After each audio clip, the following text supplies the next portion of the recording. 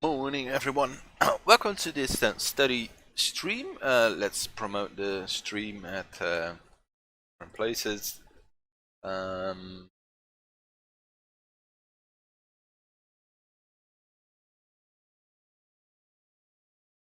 Social media, because it'd be nice if can have some people join us.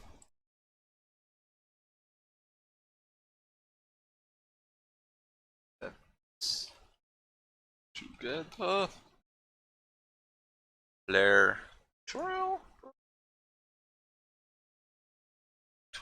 who knows? And posting to stream. Join me. All right, we posted it. It's been a long time I streamed, so hopefully it will all go well.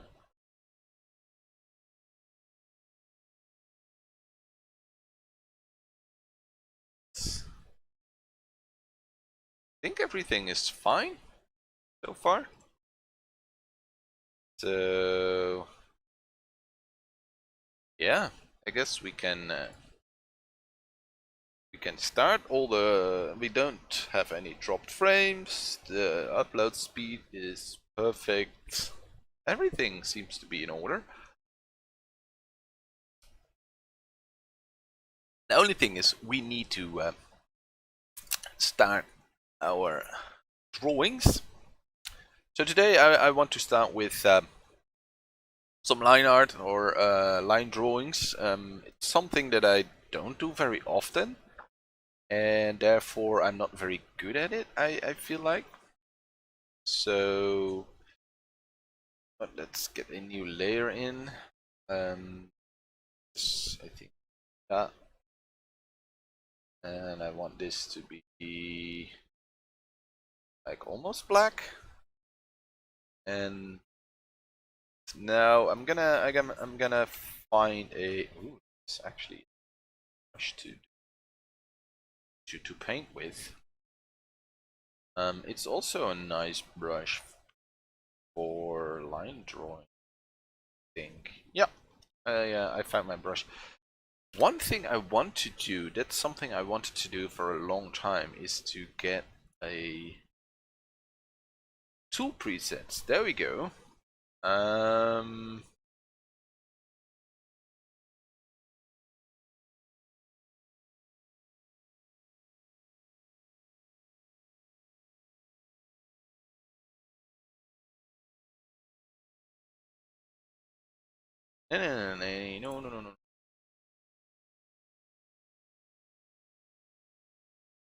Because I want to be able to look, if I'm going all different brushes, I want to be able to go like that. Boom. I have the correct set, and I'm gonna put it over there, and we're gonna collect a bunch of tool presets to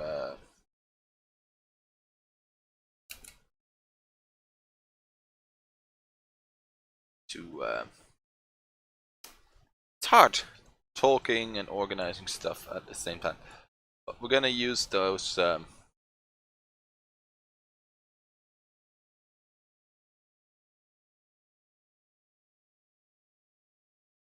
gonna use that, the tool preset, because when I'm painting and I'm using all kinds of different brushes, at a certain point I get kind of lost, and there's a bunch of brushes that I use, and it takes a little bit of time to find them. Well, I know where they are usually, but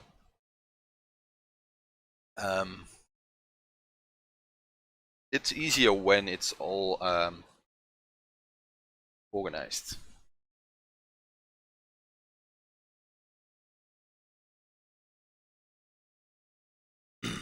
All right. Well, it's easier if I can immediately pick the right brush with the right settings, because usually, like for instance, this line drawing brush, um, well, doesn't really matter. Anyway, I want to practice with a couple of line drawings. I'm not sure what I'm gonna draw yet. Let's start easy with some rocks. Interesting rock formations. Just gonna Google that, and then we're gonna find a rock to draw. I like this one. Since copy the image, a really small image is well, it's a. If I open it in a new page, it's a really big one. Wikipedia image. I'm throwing it on the canvas in a layer. It's fine. Maybe we can adjust the curves a little bit, or maybe the levels, so I can see the contrast a little bit better. Let's lock this layer so we don't accidentally draw on that one. Alright, let's start. So we have this sort of shape like that. And I want to be quite fast and loose, but so not too fast, because that's a big downside that I have, big weak point, that I can get carried away with speed a little bit. But I sometimes need to take my time to. Do we draw the tree as well? Yeah, let's do a little tree as well. By the way, my goal is not to copy this rock perfectly, but to sort of it's a way to fill my visual library. So when I draw this rock, I fill it up in my head. I sort of save it in my head, the shape of this rock, and when I'm doing a painting, I can use this rock image to make some interesting rocks. So I want to draw it, but if it's not exactly the same, it's not that big of. That's why rocks are sort of the easiest subject matter to start practicing with, because even if you just go a little bit off, it's not too big of a deal, because it will still look like a good looking rock. But if you're, for instance, drawing people, then might then it might start to look off, because we look at people all day, every day, so our brain knows perfectly well how a face should look. So if your proportions are off, our brain will immediately. So that's why drawing faces is quite hard. Generic faces may not be as hard as drawing a portrait of someone. That's something I'm definitely very, very bad at. I haven't really practiced that ever, because I don't know, I'm just scared of it. Because it will look bad, and then I give up. That's probably something I should on in the future. Is practicing drawing people. So I kind of want to start working on line weights and stuff like that. That's definitely something I need in mind. They work on line weight like that. And remember, I'm not here to make a perfect copy of that rock. I'm just here to pull a rock and work on my line drawing, my line weight, stuff like that. But yeah, I also need a good serve. I think I take the same brush, but let's keep it a little bit bigger for now. It's fine.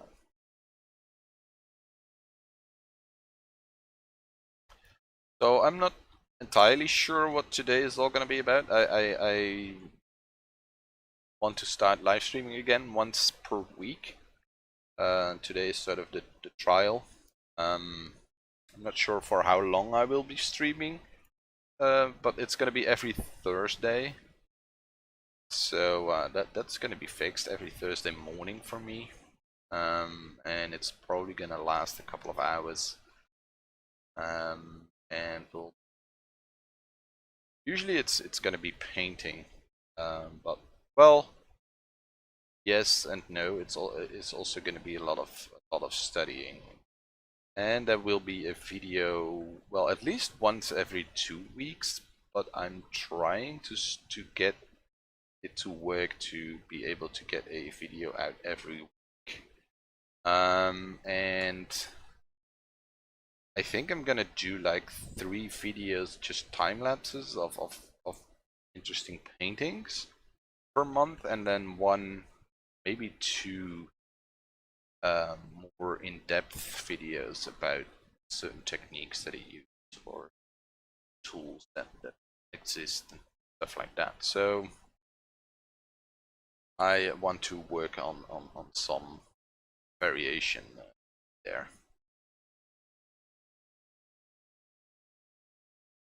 Maybe we can do some shading.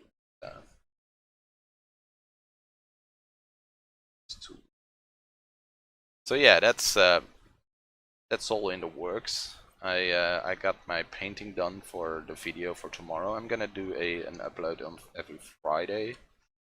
Well, the goal is to do it every Friday. At first I thought I'm gonna do one more elaborate video every other week, but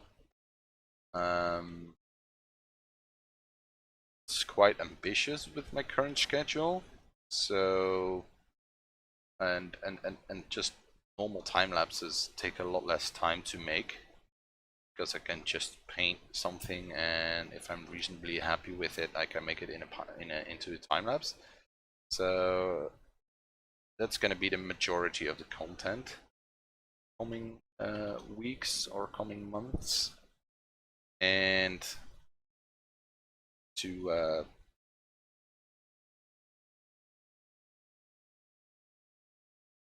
and together with that, we do the thingy.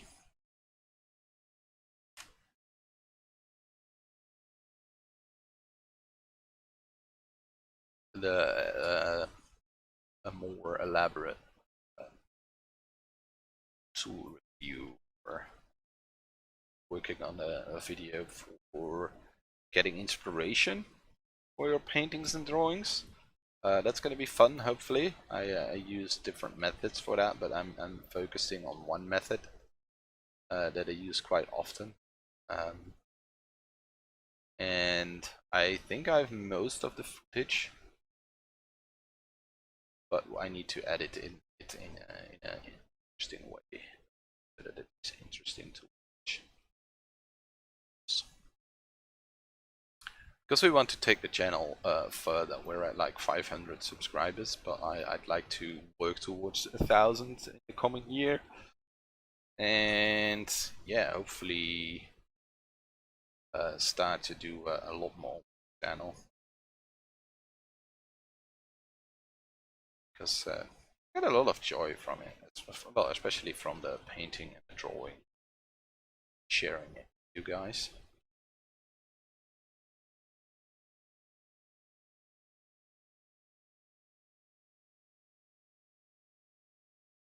I think we're almost done with this one. I don't want to stop too soon, because I usually go really rough on my line drawings. And then if I ever make a line drawing, it's usually really rough, and then I have a little bit of a hard time filling in details when I'm going to the detail phase. I'm like, So you don't want it to be too detailed, but want some detailing there. I think I'm gonna do some small pictures and stuff like that, just to spice it up a little.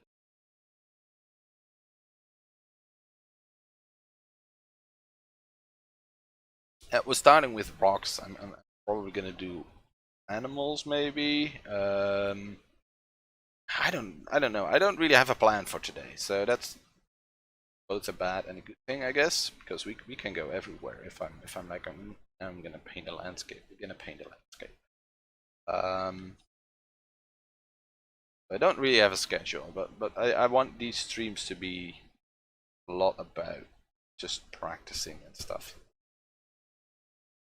So maybe you can, if you have time and you're watching, you're like, oh, let me fire up Photoshop as well, and paint along, things like that. That would be.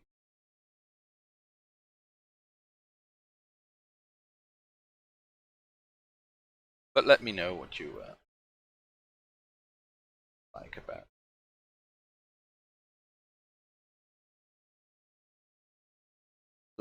Itch in my eye.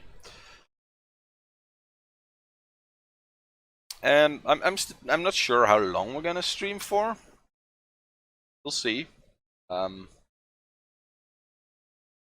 What my stamina is today. Planning on streaming for at least 2 hours. But kind of want to make it.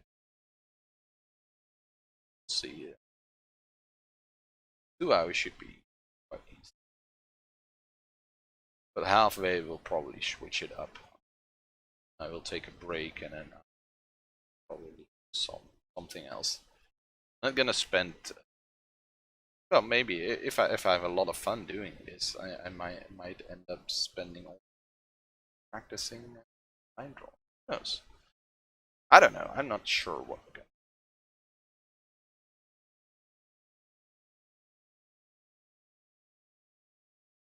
I think my line drawing isn't even that bad. I just don't do it often. I should do some. Try to do some shading.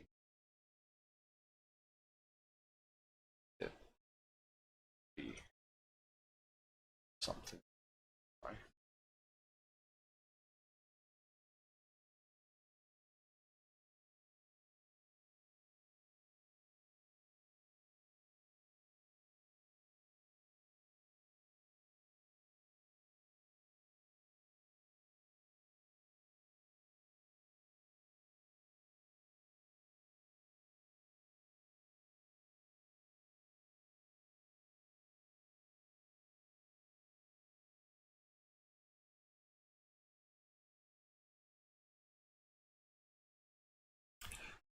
So I'm not sure if I need to talk all the time. When I watched my old live streams back, I was like, there's a lot of quiet periods there. So I kind of have to keep talking, which at some point can be hard. So I have to, so you guys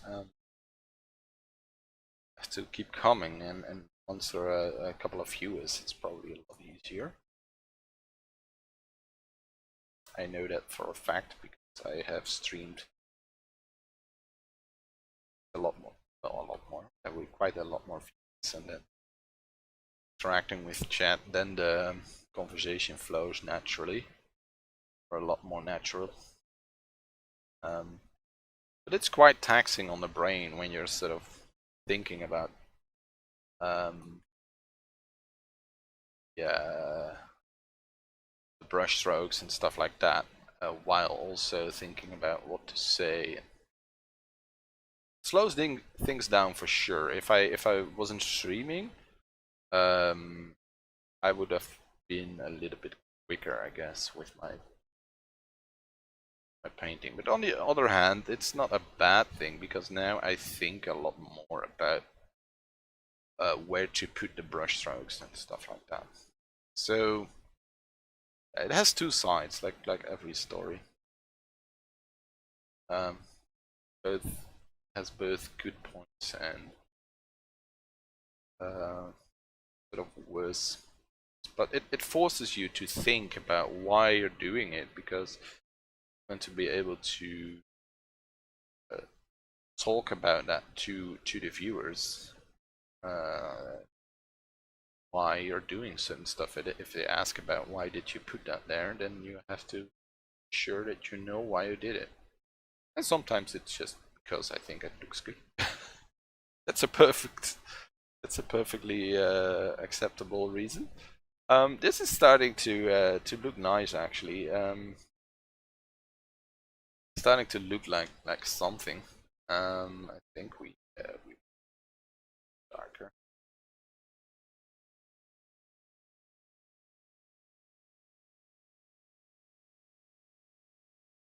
I really like this brush for this. We can use a little bit more pressure to make it a little darker. Time very little pressure, just let my pen just sort of float almost. Yeah, tablet.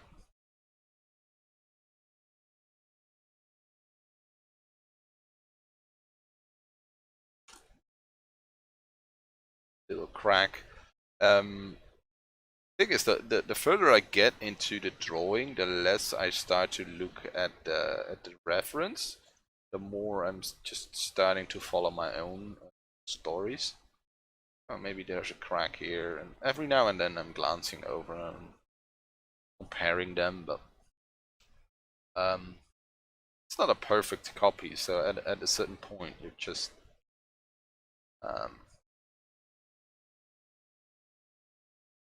I'm just going on my own.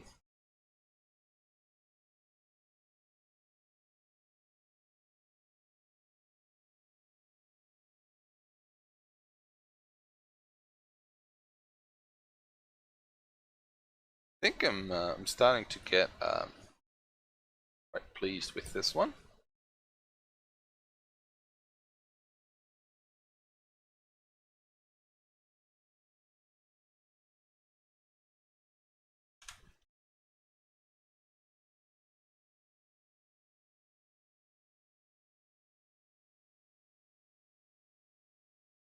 Yeah, I think it's almost at the finish line. Just sort of forcing myself to keep working on it for a little bit longer, because when I'm painting, I tend to stop a little bit too soon, sometimes quite a lot too soon. So I've started to get the habit of, when I think I'm done, let's work on it for at least 10 more minutes. Well, that's for a line drawing. 10 minutes is a lot, of course, but so I basically have to learn that I need to spend twice as much time on a painting as and then starting to get in the getting finished territory. And the same goes for the line drawing. I think I'm done. I have to spend that amount of time. But the thought that it was done was a lot earlier than I said it. Now I'm actually thinking it's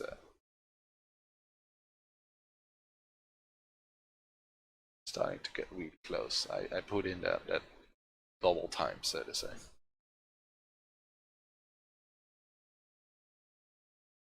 And I'm glad that it did, because I think it's a better drawing for it.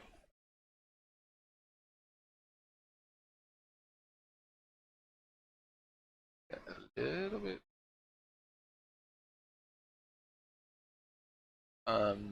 Could try to shade it a little bit.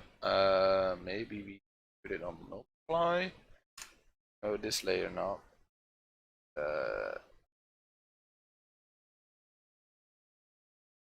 Line draw. And now I think we can use the same brush, right? Can I not? Go.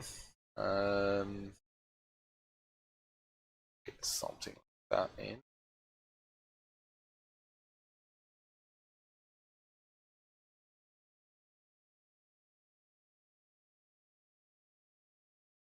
Also, a note to self: don't use too large brushes. It's also definitely something. If I need to color in a big part, I tend to grab a brush that's at least 3 times the size that it needs to be. Just need to take a little bit more time. Look, now I have a reasonably small brush, and yes, it's taking me a little bit of time to fill this in. But if I take this to, let's say, this size, yeah, it's a lot quicker to fill it in. But I can't really do the edges, so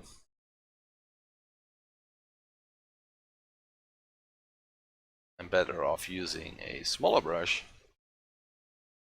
that I need to use anyway for edges. And the total time is probably not going to change at all.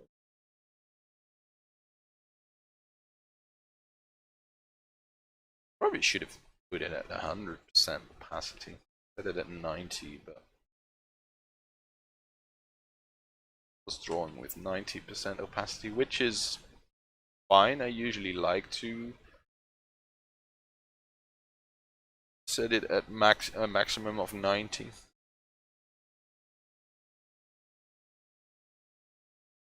Because then, I don't know, the colors flow a little bit better or something. Especially when painting, that is. But just tidy it up a little bit. Of it is quite tidy. And then we can do a somewhat lighter brush.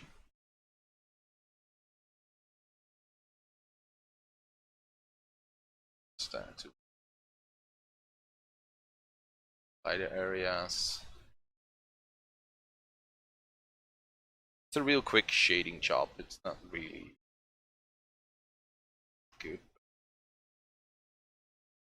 It helps me think 3-dimensional.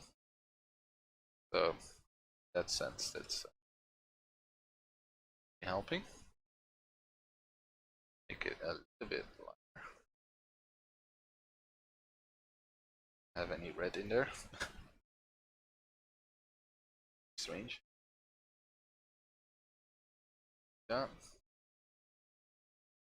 And now I have basically all the, not all the shades, but most of the shades that I need. Color pick straight from the canvas.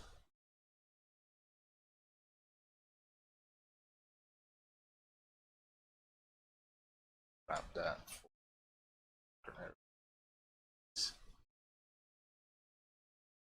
So maybe a little bit too.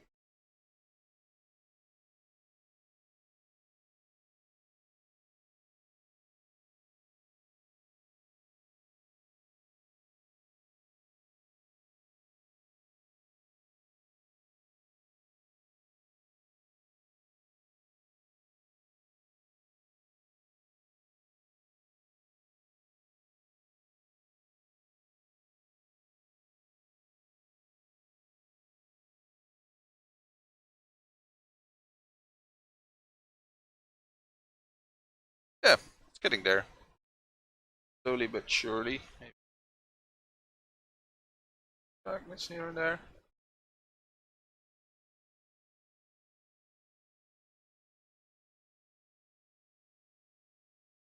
Go, and then some more light.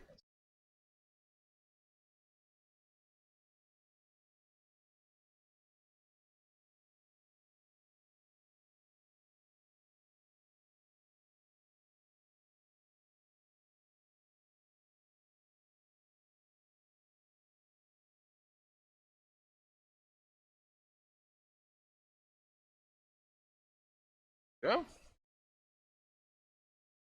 Got a lot longer than I first anticipated, but I'm also a lot happier with it than I first anticipated. Here we go. That's a good sign, right? Get some highlights in.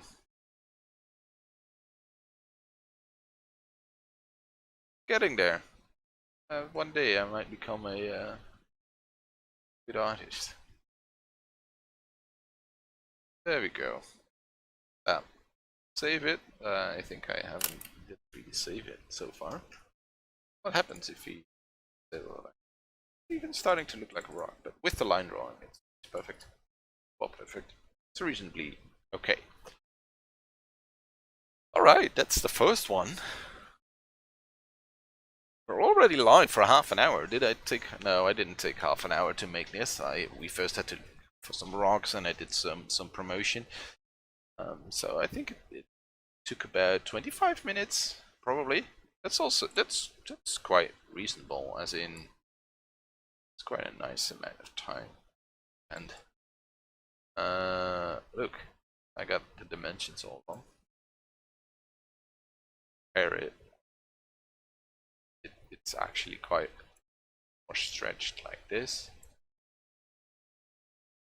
But that's not really important. If it looks exactly the same or not. I'm gonna put it here.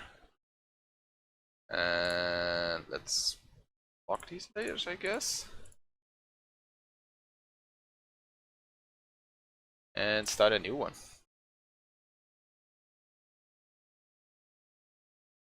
And it's great. It's a great confidence boost once you start working on these and you're like, they're actually starting to work. And if you're starting out, yeah, maybe it's maybe they start out a little bit less pretty, but who cares? It's all about practice. The first drawings that I did on my computer, I don't know. I should check that if I have them here. I don't think so. I can't see.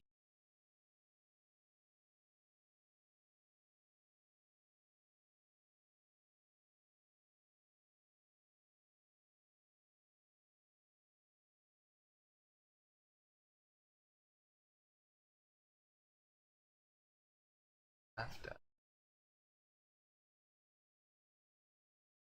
So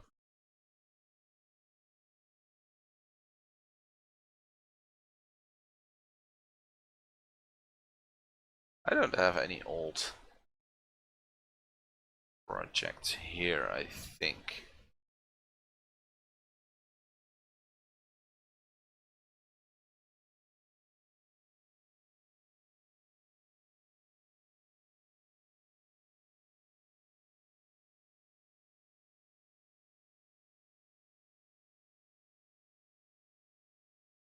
Thousand 2017. I see what I tried to do there, but it's actually quite bad. Look, there is no line weight. It's all quite scribbly and scratchy.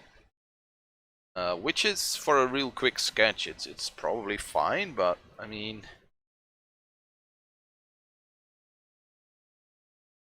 for instance, let's take this one. If I were to redo that, just grab this black. Let's go to the tool presets. Boom! I have my sketch.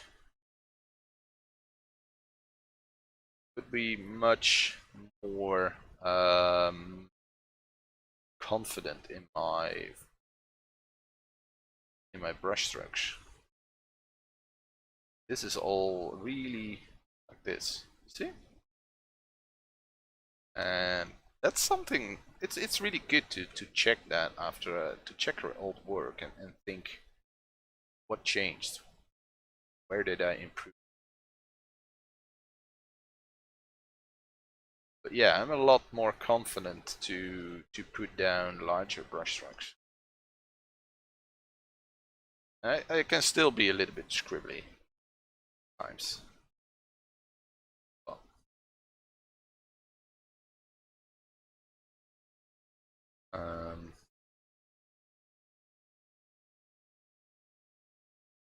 yeah, that's 2017 for you. What else did I do? This is not too bad, as in I like the design.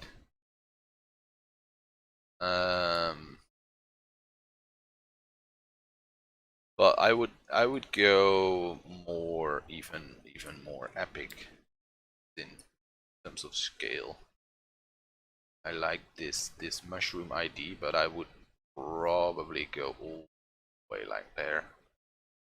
And I like the multiple cap thing that I did, because I did a painting once with a big mushroom, but I like this that you have this sort of tree made up of individual mushrooms.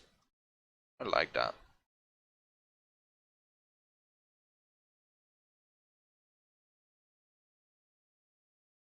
I probably would make the trunk, or whatever you call that, the stem is probably the right term with the mushroom. Look, I'm, I'm as scribbly as I was before. I would probably make that a little bit thicker.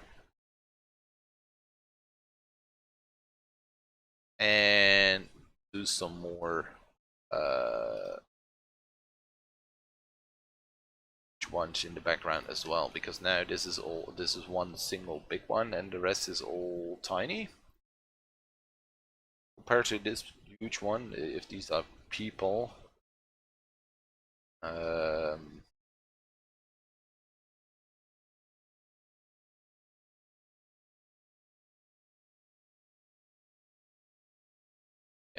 that can be a winding staircase up here, and then have different chambers and stuff. It's kind of cool. It's interesting to look at it. I remember that I did this. It probably says something about the amount of work that I make, not enough. But yeah, it could be a cool design, but we're not, we're not here for that. I'm sorry, I digress. Let's go back to what we are actually doing, and that is studying line drawings. Interesting rocks. Look, don't do this. Don't grab a rock like this, because you have a hard time making it look interesting. Maybe if you're really confident, at some point you can make it a challenge to see where, you know what, I grab this rock and see if I can make it look interesting. But try to get shapes like this.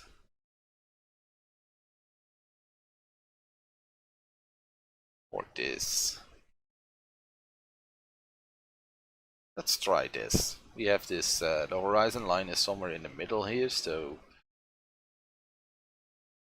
it's quite low resolution though, so I don't know if I scale it up, if it will show up is magic. Kinda. We don't really need a high-res picture anyway, so let's lock that well, just in case. Alright, let's listen up. Listen up. Trying to get the angle somewhat right. It's an interesting shape. This is a rock, but this shape, if you sort of practice stuff like this and you do a couple of these a week or a day, I don't know, something. I don't want to tell you how much you have to practice. I can't really I can't see your schedule, so if you have like 2 hours a week, then do a couple of these, like 2 or 3. If it's 2 hours a day, 2 or 3 a day. I'm not here to tell you that you have to put in 16 hours a week. If you don't have it, there are people who are like, if you want to succeed, if you want to do this, you have to put in the hours. Yes, probably, but there is more to life than just these things. So sometimes you don't have the time to do it because you have other responsibilities. So then I'm not going to say, yeah, you can't do this. Why not? Not there to judge. Some people learn quicker than others. Some people need 100 hours of practice at something, and others 1,000. And some people do it 2 times in a couple of hours and are like, boop, going really good.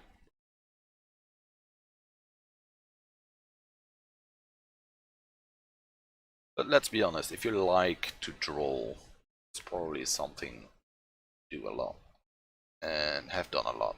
I draw too little compared to the time that I have. Well, I don't always have to. I have too little time to do it, or I take too little time. Depends on how you look at it. But I have a family and other stuff, so that gets in the way. But I lost my train of thought. Great. I didn't know. I don't know what to say anymore. I'm rambling again. That's something you have to put up with if you're gonna watch the stream. Is me rambling a lot. I can't get this right, so I'm stuck. But that's something I need to learn as well. When I think I'm not gonna get it right, just do it. And maybe it's a little wrong, but who cares? I learned something from it, hopefully. But yeah, I was talking about time and practice and stuff like that. People draw for different reasons. People draw because they like it. It's some form of relaxation for them. It's like a hobby. Others do it professionally. So if you do it professionally, yes, you have to do the time. If you want to become a professional and can study for it, you have the time to study. Try to study as much as possible. But if there is stuff in your life that makes it hard to put in the hours, don't get discouraged by that. Just put in the hours that you can and enjoy them, and do it at your own pace, because in the end it should bring joy and not bring stress. Although maybe there is always some form of stress involved. Like, is it good enough? That's probably something a lot of artists struggle with. That's definitely something I struggle with all the time. Every painting, every drawing that I make, sometimes I'm like, yeah, this looks kind of good, and I get it a week later, I'm like, I'm done. So yeah, that's probably some sort of stress involved, but as long as you enjoy the process and enjoy doing it, because yeah, it's the best thing in the world. Just go for it. Whether you do it for 1 hour a day or 1 hour a week or 10 hours a day, I don't mind. Thing is, if you want to do something professional with it, like video games, concept art, stuff like that, there's a lot of guys. I used to kind of want to go that way as well, but due to health reasons, I couldn't really put in the time. So I didn't do it at the time. And now I'm just spending time of doing all my own projects, landscape paint, stuff like that. And who knows, maybe sometime an opportunity comes along. I'm happy to take that opportunity if I can, but for now I'm just doing my own thing and enjoying my time. What am I? This is a little bit more complicated than the other one, but that's fine. I think I made a mistake, and that is start with a thing and then work with all the little things from there. I think I should have started with the overall shape, and start to fix that shape if necessary, but we can still do it somewhat.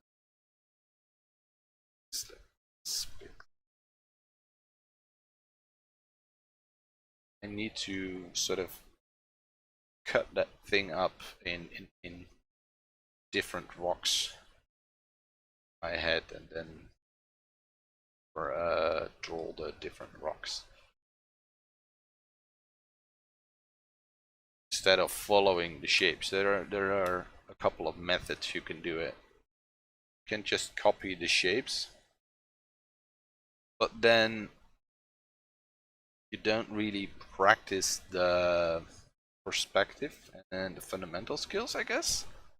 And you can try to chop up the different shapes that are here. For instance, this is sort of a cylinder-like shape here, and then you have this rock. This is a shape, and there's this one at the back, and then this one here at the front. So if you take these shapes, I did.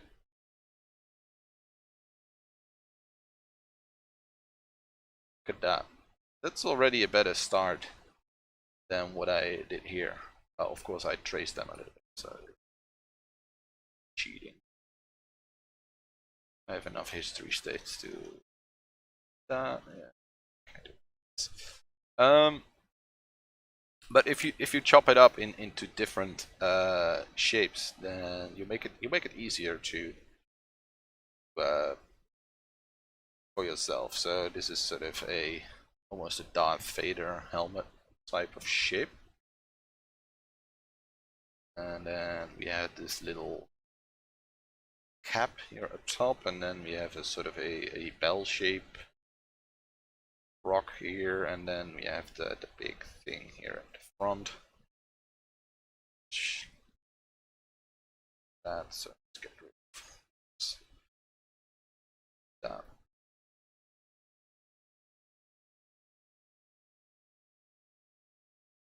Yeah, chop it up into shapes.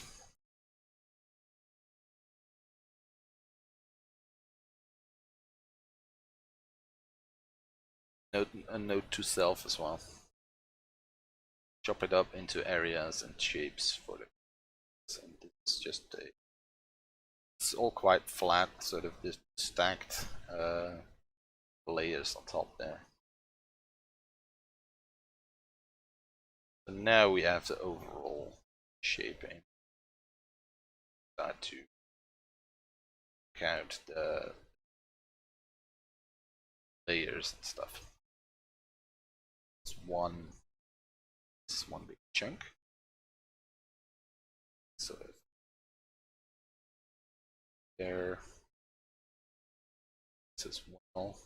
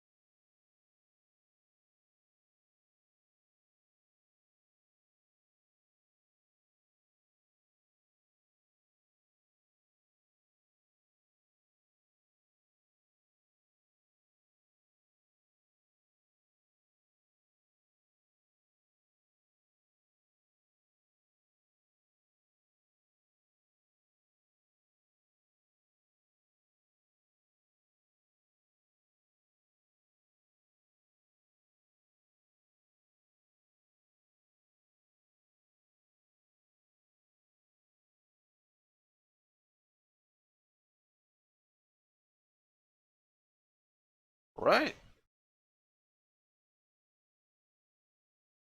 Yeah, I find this one a little bit more. There's a lot more going on in this one, but that's good. That's all practice. Um,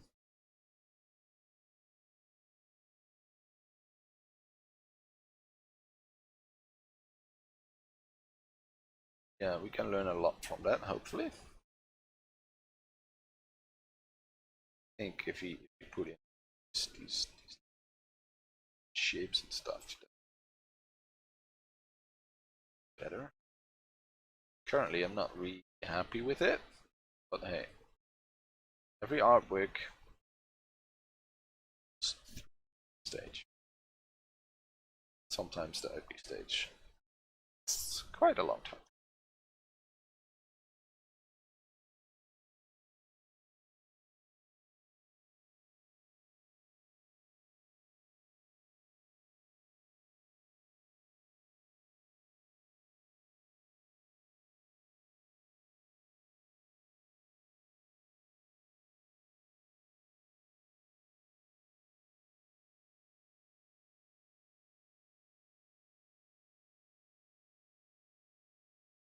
Go.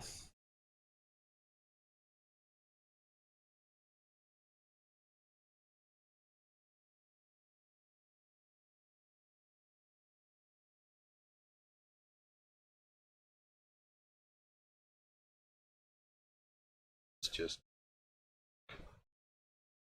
so let's keep it. No, be a little bit fine weight here.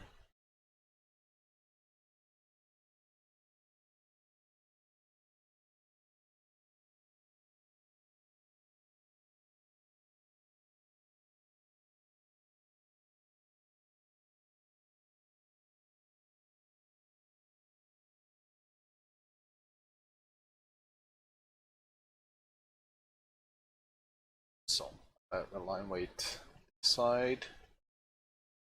Just overdo it a little bit. A big shadow here.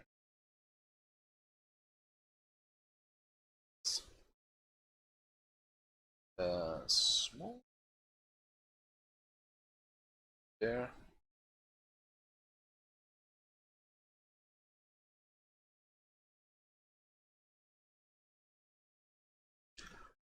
It's getting there. I'm finally starting to get happier with what I got here.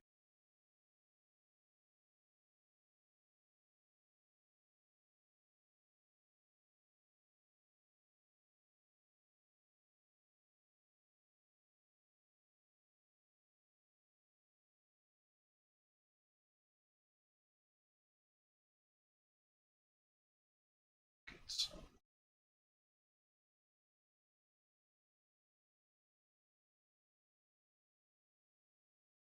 going, so clean this edge up. That goes a long way. Clean edges. That's definitely a weak point. Clean the edges a little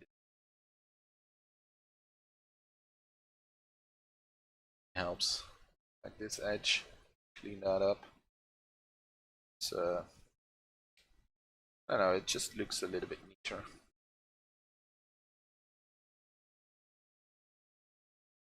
As you can see, and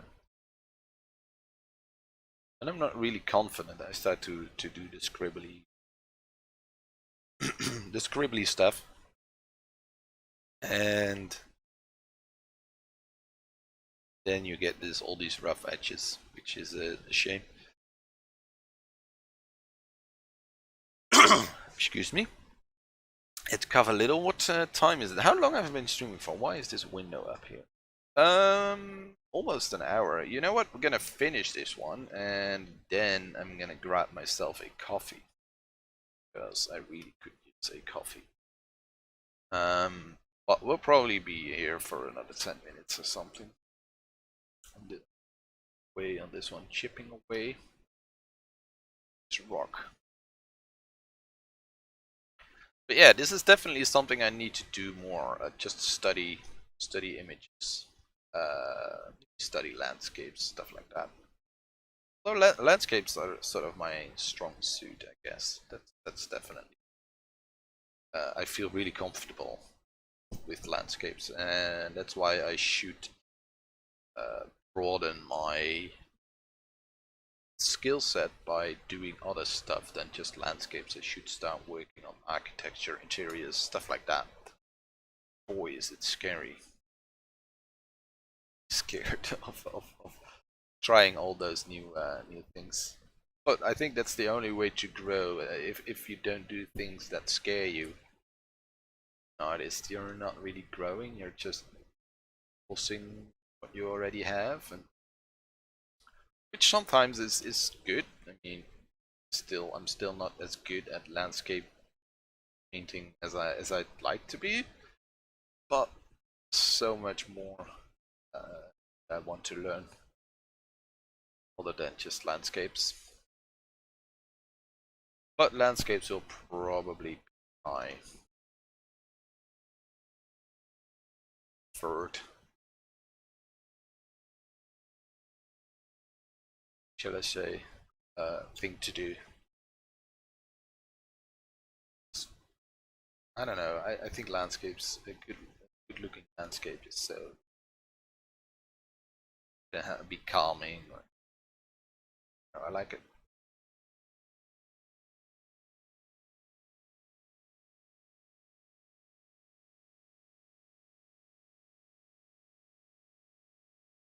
Some more darker, heavier lines.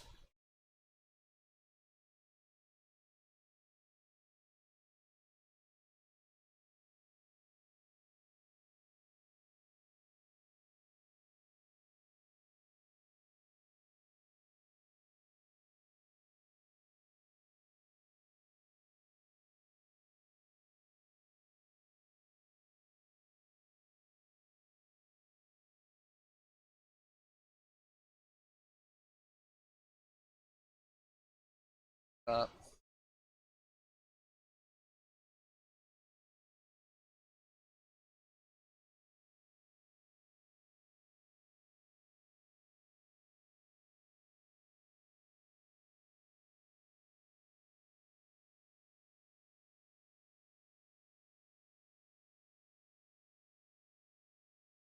get those different in present in rock.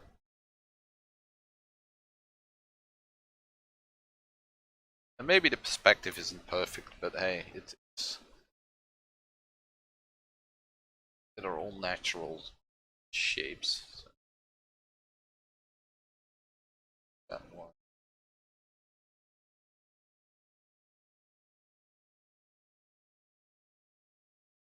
stuff. Should have fixed that early.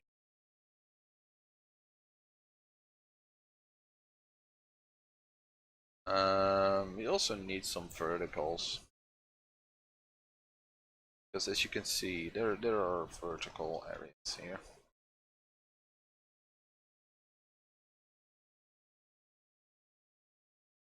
Virtual cool cracks and stuff. I think that will bring it to level, so to say.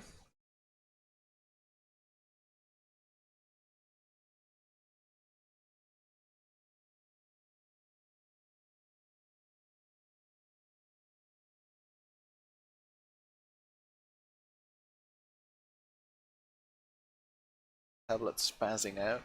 Sometimes it thinks that I'm at full pressure when I'm not. It's something that has been with the Wacom tablets for like ever.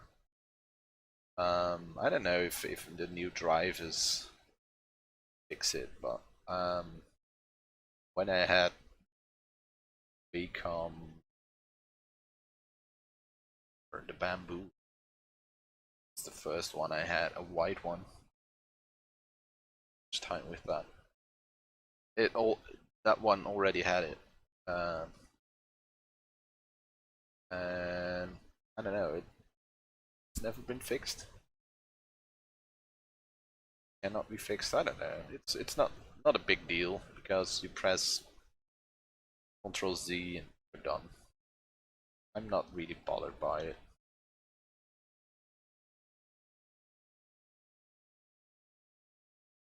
Know where it comes from, so it helps.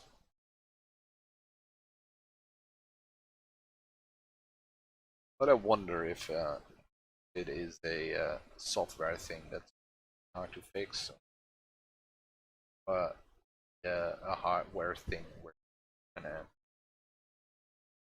just doesn't register pressure correct. Doesn't really matter. Does it every now and then. Press control.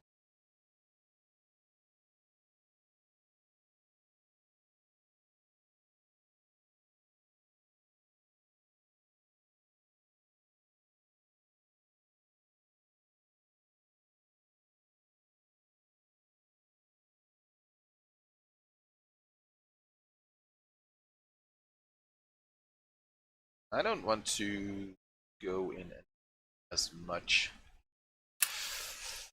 I don't know. I feel like I've overdone it in a lot of places, but not enough in other places. I don't know. Maybe it will be better with some shading, because this. Oops. There's a lot. There's a big dark area here in the reference image. I think that help. That can be normal.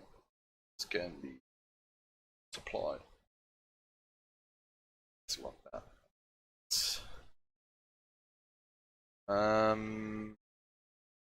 Brush. No. And let's go back to opacity 90. No, not 90. 100. Red 9. Didn't really integrate this one. Good. And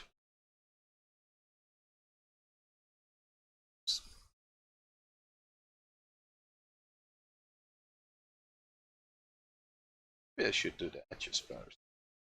Grab a larger brush.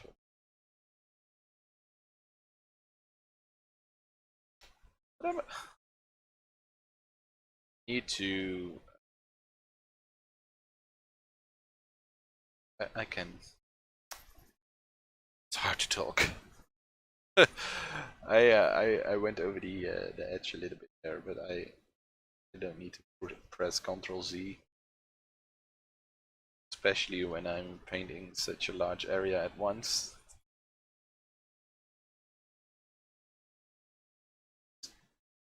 Sure, then I don't have to be that precise, and then I'm gonna grab the eraser and then along the edge. Should use.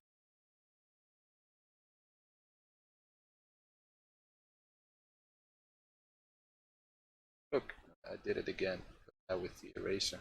Could have just grabbed the brush again and filled it. Necessary.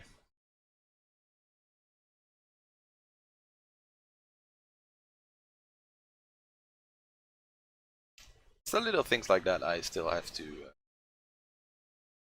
I don't know. It's sort of a habit. You see something going wrong and pressing Ctrl Z. Just something I probably shouldn't do. Sometimes it's not that. Can be good. Alright, we got that. Now let's get in there. Dark. I want dark.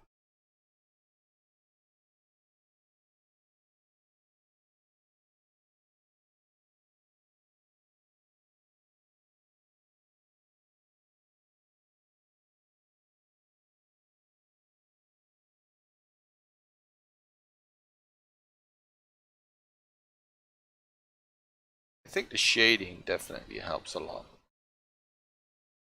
This one.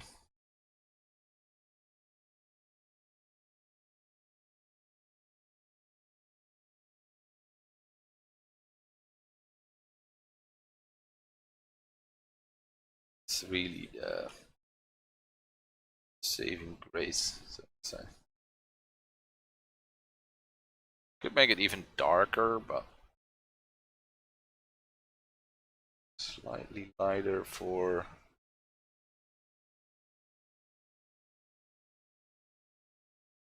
here.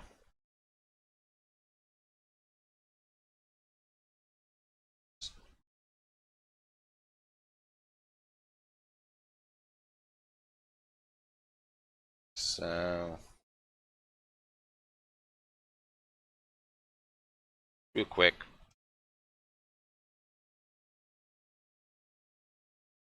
There. So this one is as dark as the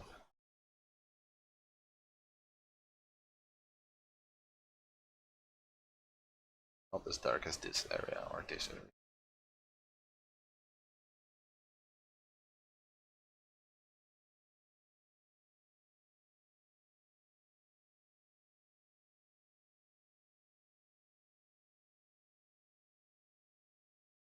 Oh, there we go.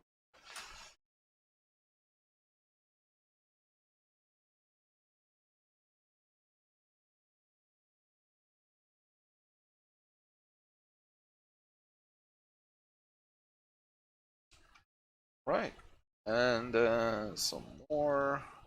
It's here. It's there.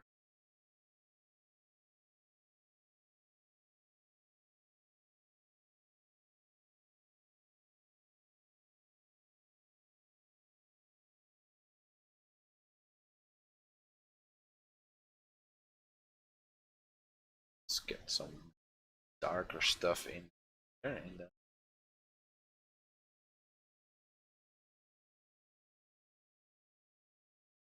think that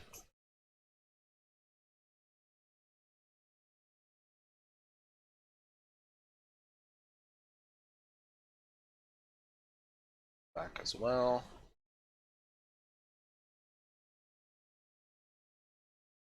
There we go. Now we need to work on the light areas, the highlights, stuff like that. Let's get a little lighter.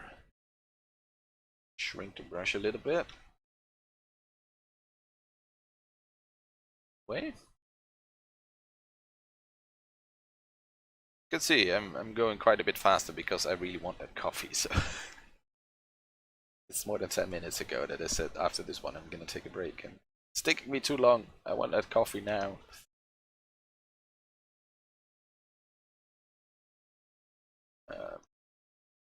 But I shouldn't rush it.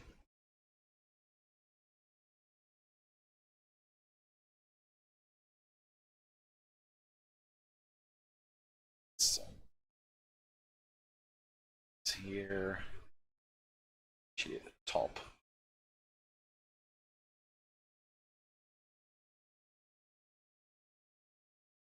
We're probably gonna go one step lighter as well for the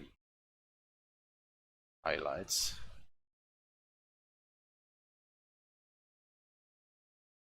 This for right area. Ah, too bad. Good night. Thanks, Zai. Really bad at names, so sorry for that.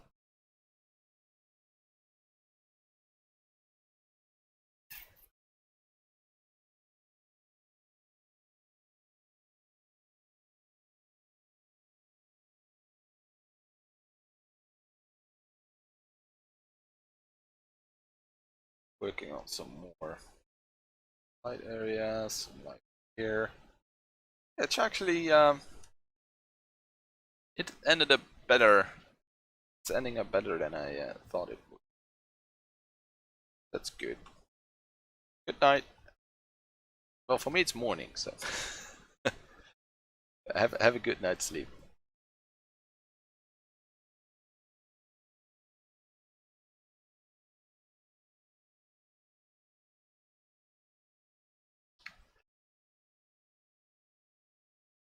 Some Darker, yeah. Let's some darker stuff in as well, so it's a little better. Yeah. All right. One step lighter for some highlights, and then we're done, I guess, with this one.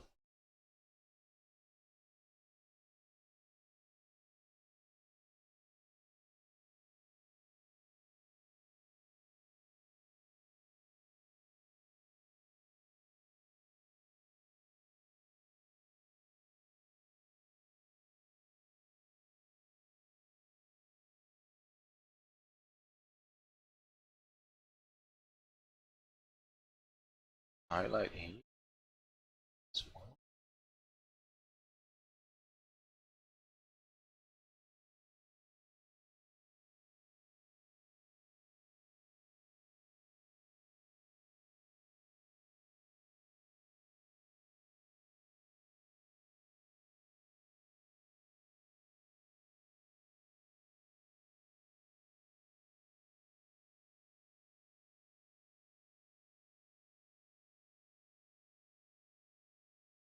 That's probably it. Sort of. Almost. Yes. It's quite rough, but it's okay, I guess. So we did 2 rocks in 1 hour. Took our time. There is lot. Let's unlock it. Scale it down a little bit. Go. So we did 2 rocks. Yeah, that's a good hour study so far. I'm gonna grab a coffee real quick. So I'm gonna see. I should have some fancy. I'm on a break screen here. Let's see. Break. Look at that. On the short break. Doesn't it look fancy? And I will be back in a couple of minutes.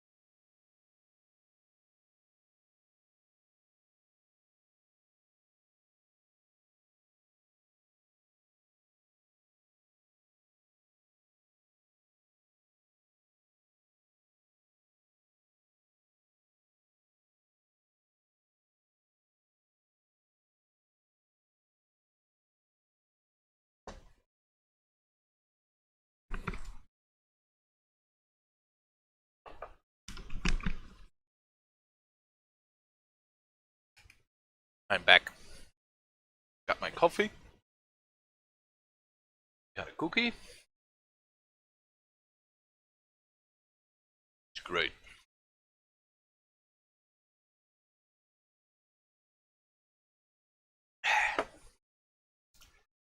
All right. I'm a little bit out of breath because I rushed downstairs and I rushed back up. So that wasn't that great. Wasn't a really good idea. But oh well.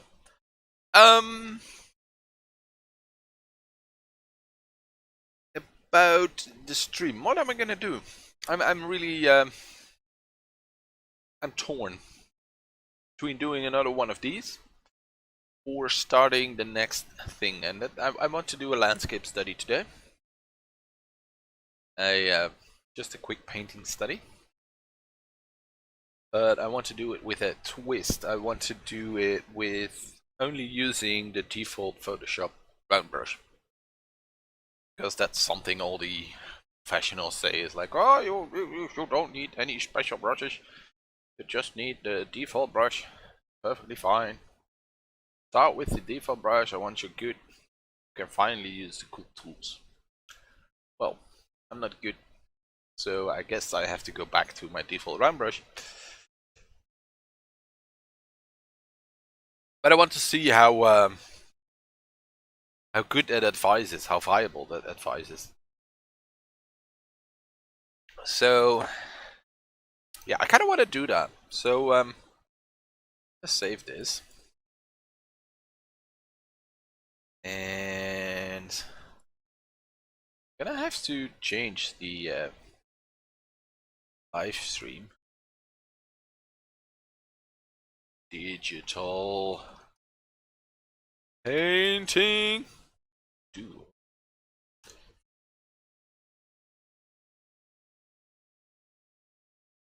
default round brush challenge, because it's a challenge. Come on, let's be honest. Everybody uses texture brushes and things like that, and everybody is. It's fine. It's okay.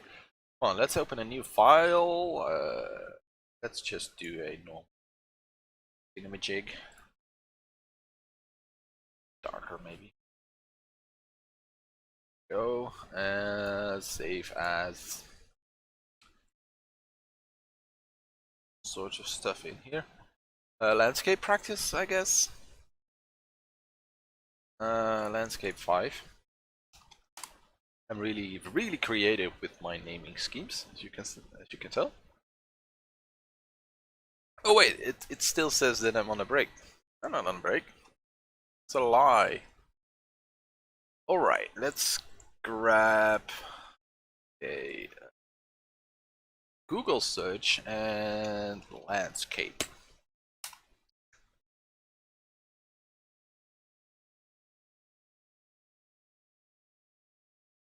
A lot of cool landscape paintings, but I'm not here for a painting. I'm here for an actual landscape.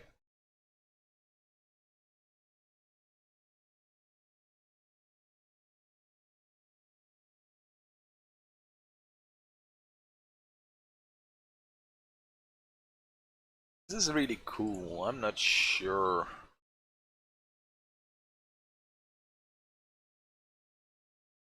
Gonna do that. I'm gonna just grab a couple and then I'm gonna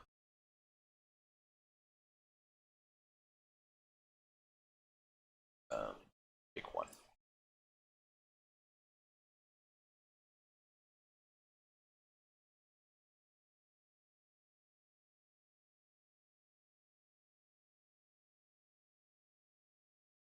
Let's see, what else do we have?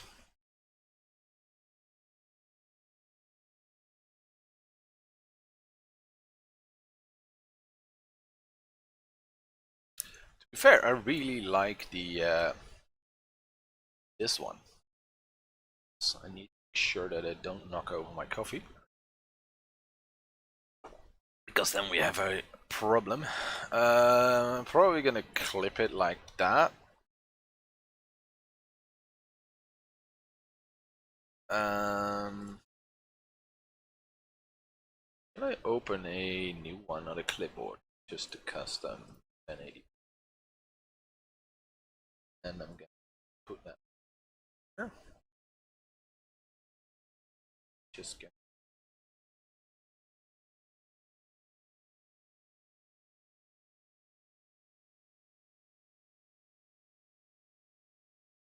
up.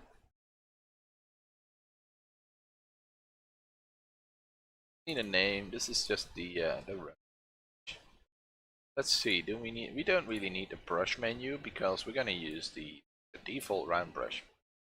I probably should post a couple of rules or something.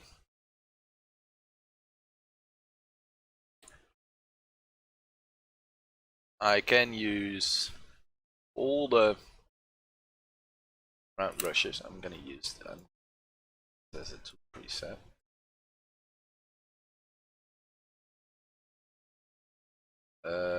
Rename big,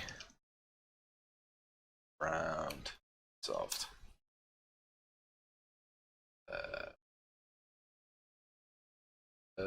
Line drawing brush. But we don't need it. I think I can. Yeah, let's make the rules that I can use all these brushes. These 8. Well, it's actually all the same brush because I can look. This is a hard brush with. Let's. Nope. No. No. No. No. No. No. No. Don't. Here. I'm gonna color pick from there. This is a hard brush with pressure sensitivity, but look at that. I can change this. Soft brush. Pressure sensitivity. Change the opacity. And if I go in brush settings and shape dynamic and set the size control on pen pressure, control the size, and let's make it hard again. So I can change all that. So it's basically these 8 brushes. Because that's apparently the way you need to practice is with just the default Photoshop brushes. And I know there's chalk brushes and stuff like that. Those work really well, by the way. The chalk brushes. I used to paint with the chalk brushes, so the default chalk brushes. I changed a few settings, but basically it was a default Photoshop brush. So maybe the professionals are onto something.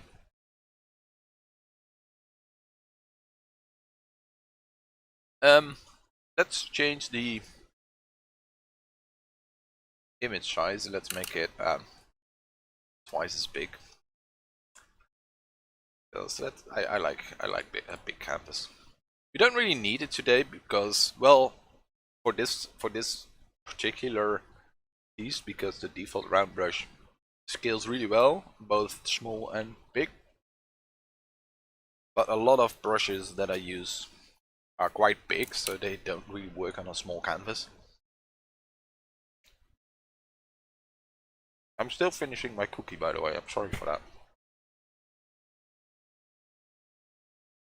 I probably should get started. But it's a stroopwafel, or stroopwafel, as the English guys used to tell it. It's the perfect cookie.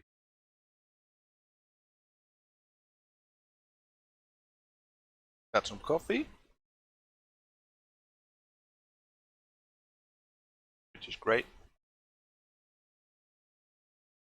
Alright. Scared. Why am I scared? Nonsense. Let's go with soft round. Let's start to block in the sky. Let's go just 100% opacity. Let's just start. Let's start with the sky. It's great. Now we need that gradient.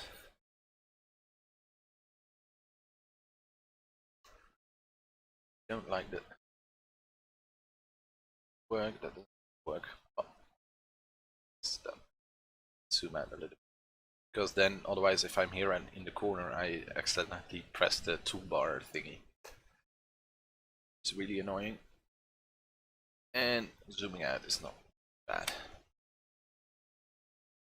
Right, so let's go pink in. Go. Then yellow. Boom. So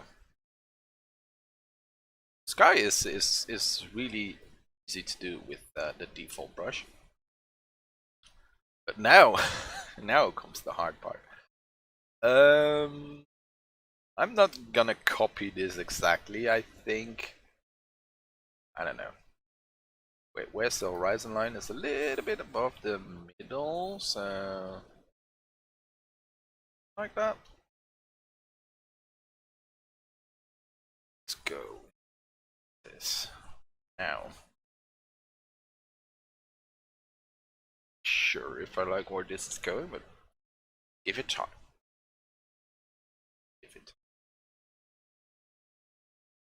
Can I use the lasso tool for this challenge?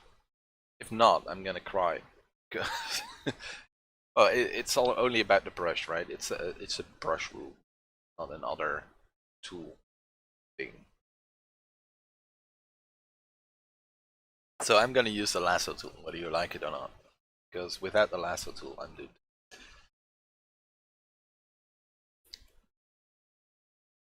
I probably should use layers,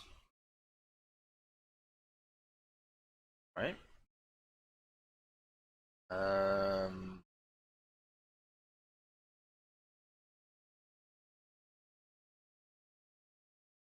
Probably could. Never really use that much layers, so maybe it works. Maybe we'll see. Doesn't work, you can always switch them. Oh, picked the wrong color.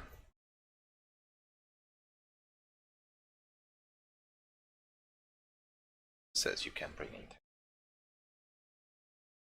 opacity, size. Look at that. Not bad. You are onto something.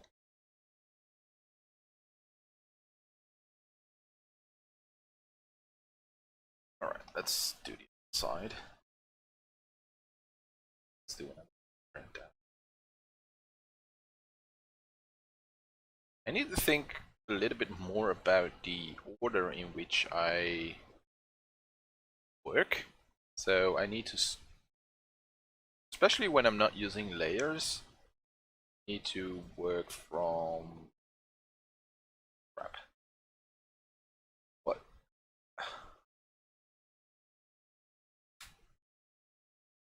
What is the undo, or redo button in Photoshop Creative Cloud? Because I knew it in Photoshop CS4, but in Creative Cloud it's different. And sometimes it kind of works, and sometimes it doesn't. It drives me. Something like that. Background.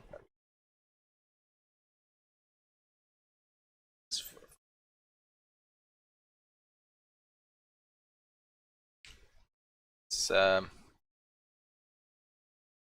scary.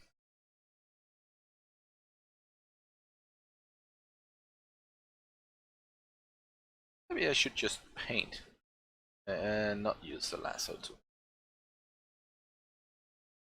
Go for background like this. It's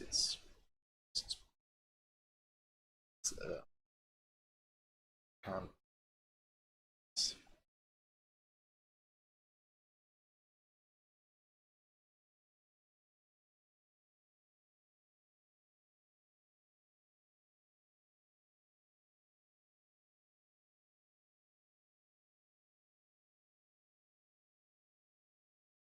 All right, let's go and try to start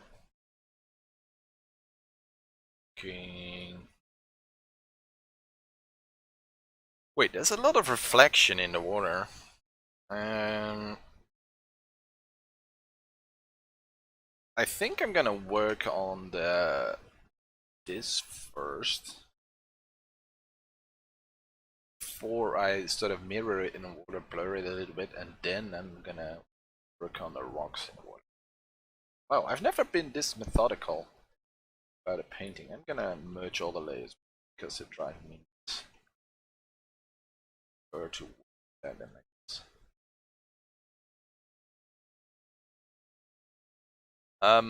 It's not too bad actually. Just have to sort of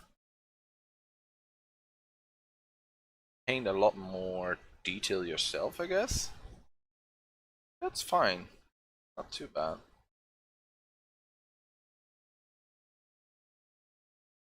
He says as he struggles to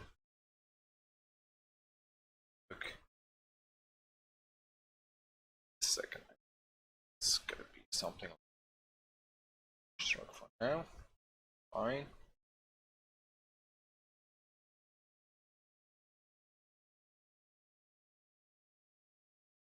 Not sure if I like this challenge, but this is definitely the phase where I'm like, not working.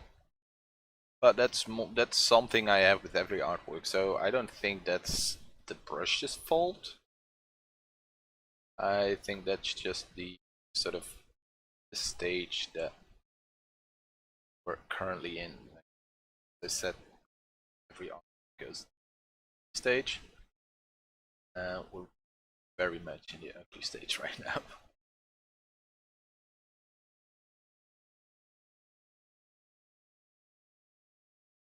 So probably should just block in big chunks of color before I go.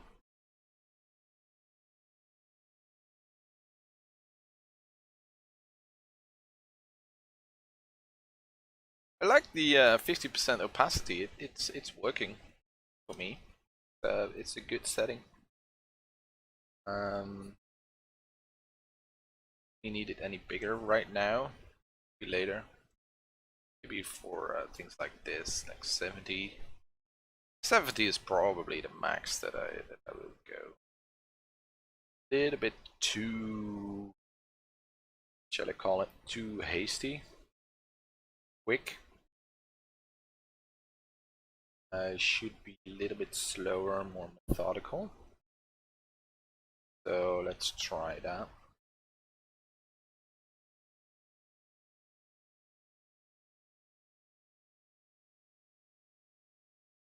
Waterline. Go back to 50%.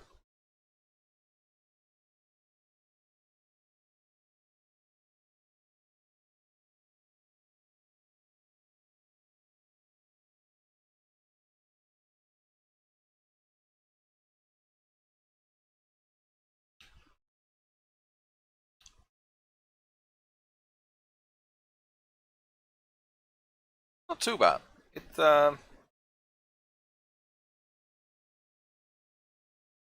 It's perfectly doable. Is it necessary? I don't know. I don't know if I can say anything about it.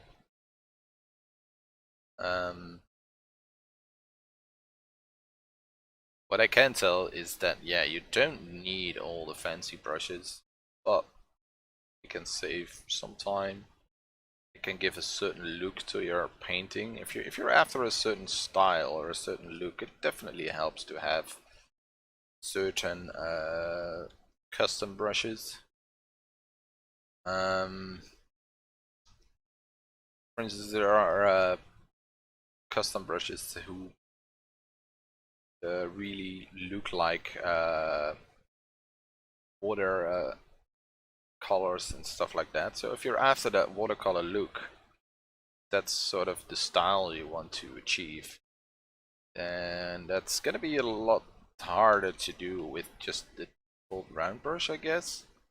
And then I'm all for just grab that brush, get the get the style you want.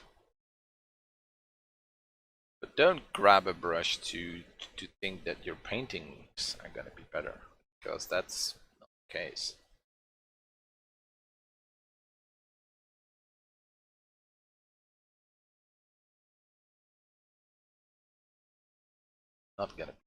Not gonna be better by using a certain brush.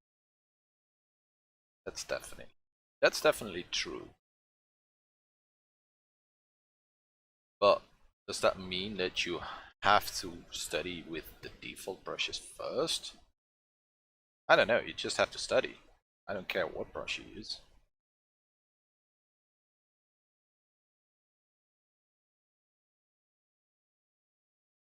And I think that's the biggest takeaway, study. What I can tell you though is that if you use a certain brush a lot, you're getting confident with that brush. And that in the end helps making a better artwork. So I would advise not necessarily pick a default brush, but to pick a brush that works for you and use that for a long time, because then you get confident with that brush and your artwork will get better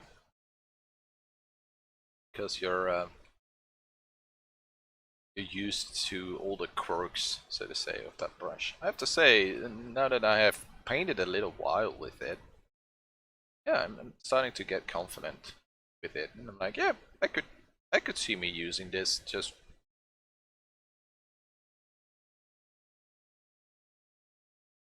yeah, it's a perfectly fine brush, or a fine, yeah, brush to use. So yeah, it's true, you don't need the fancy brushes, but it's also true that they're fancy and really nice to have in a lot of situations.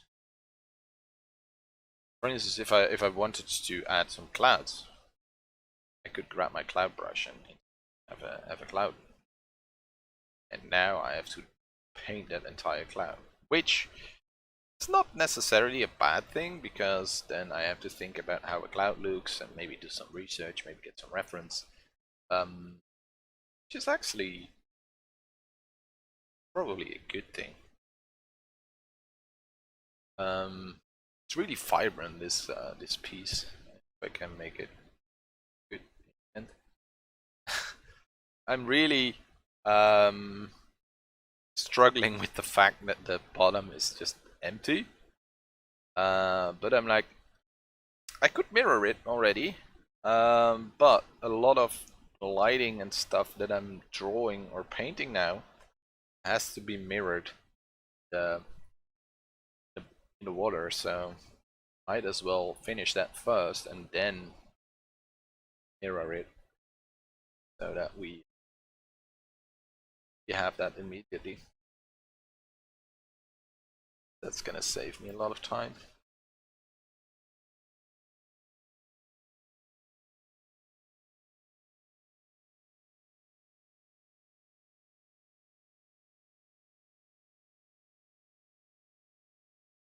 So yeah, it looks really empty, but you know what? We could actually just, as a placeholder, just copy,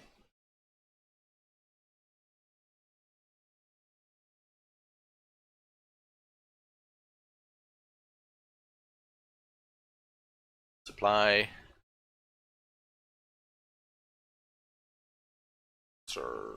blur it a little bit, blur, some motion blur, that, then some stuff.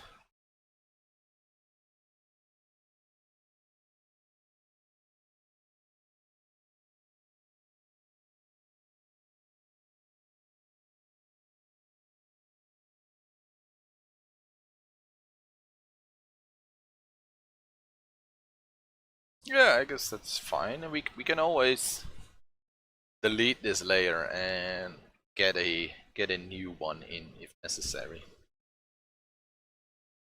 What it gives me is slightly darker colors, which I can use to add more detail here. It's actually it's bonus.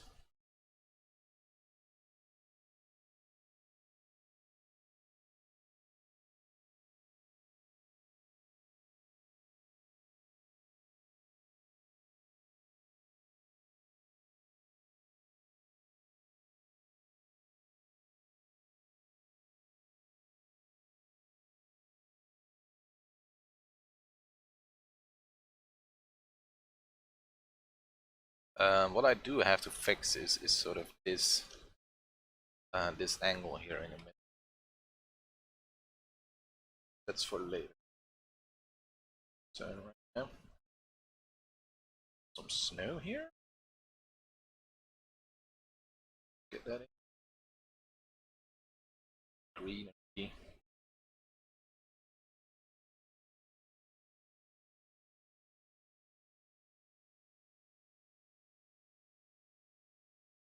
Orange as well.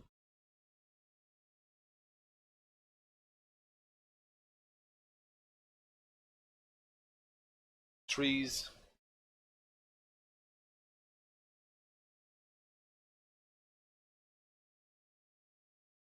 Kind of works. Brush. I'm be happy with it.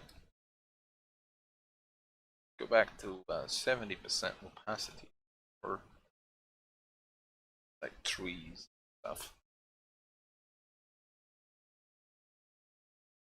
And a little there. Let's go 60. Edge.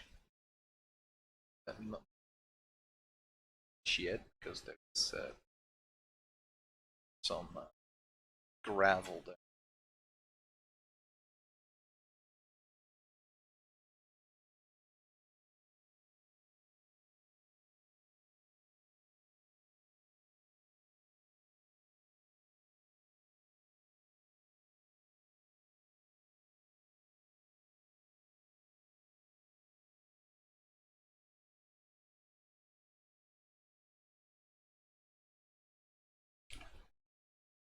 Yeah, the default brush, perfect,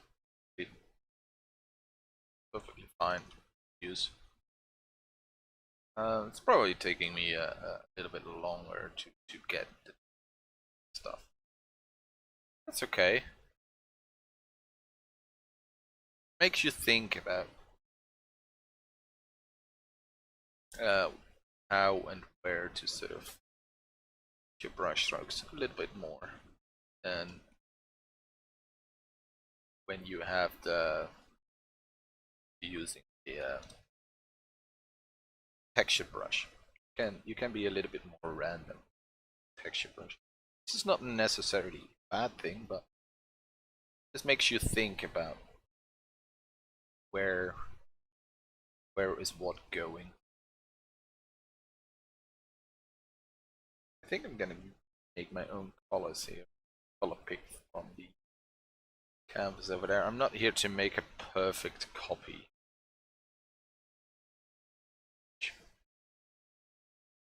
Here to study sort of the way light goes and stuff like that. Make it sort of my own.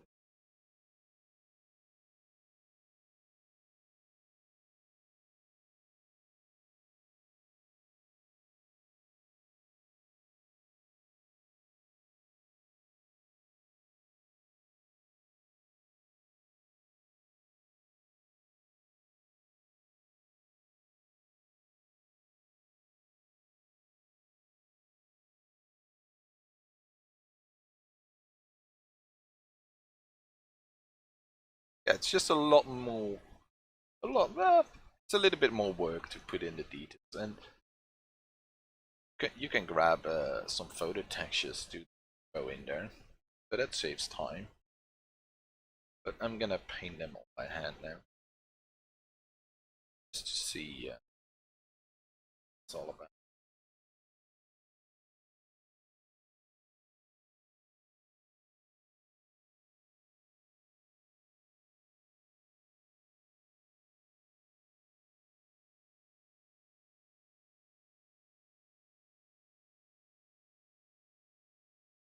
But yeah, you're definitely right. You don't need all the fancy brushes. Yeah, I think I've said it like 5 times already. But they're still really handy. Still really useful to have, even if you don't need to use them to make a perfectly fine art.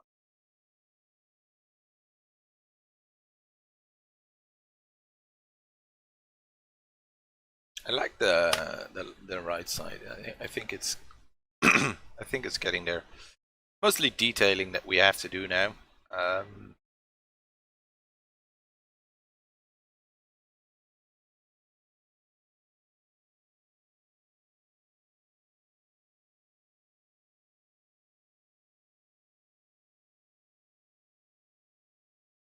oh, why am I at percent? It's actually quite low.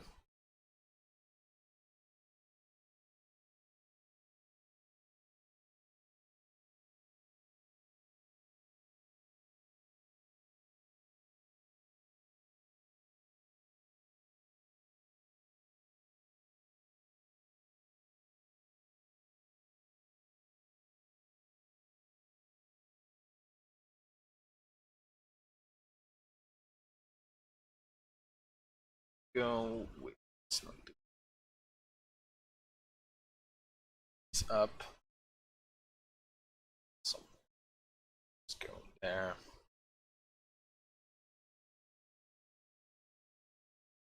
60% opacity. Kind of.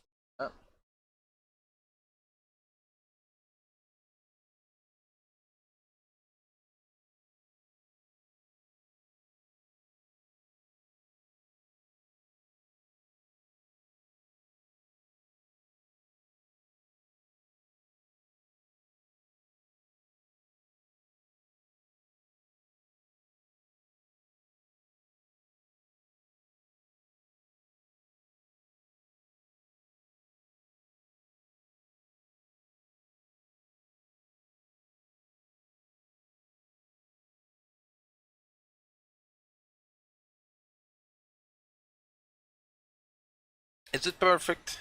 No, not by a long shot. Does it work? Definitely. And remember, you can spend as much time as you want with this to till it into perfection. You can zoom all the way in and gonna be like, you know what? Let's clean up this edge.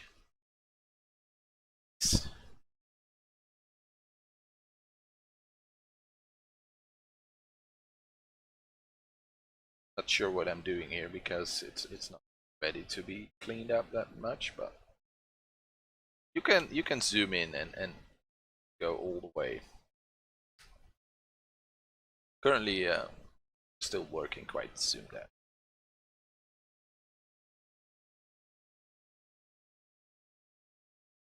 But it's apparently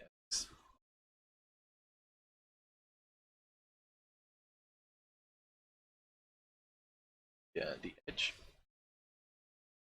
Hard edge works best for me. Landscape.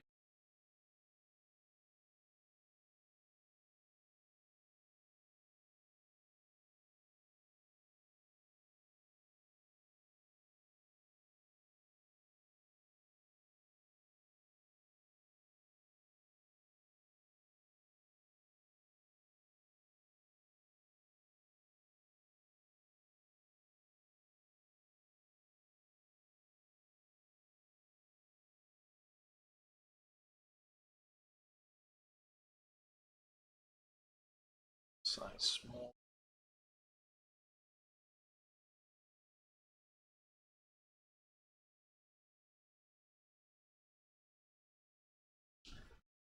You have to be low on the pressure here. Just type specs and spots in.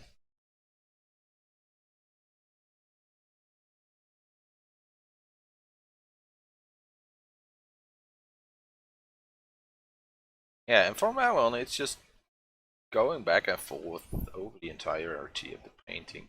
Just get that detailing in. And once you have done one pass, just do another and do another until you're sort of happy with the detailing. Not every piece needs to be photo real, so to say. I don't like my pieces photo real. I like them with a little bit of a rough edge.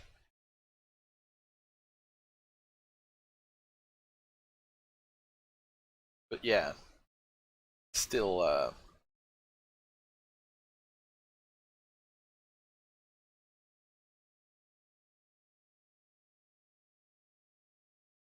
quite a bit of work to get done.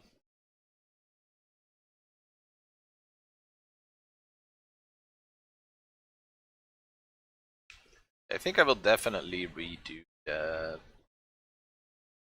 reflection. It's just sitting there now to make sure that I'm not looking at an empty bottom. I really got distracted by that. Now I'm actually quite happy with it.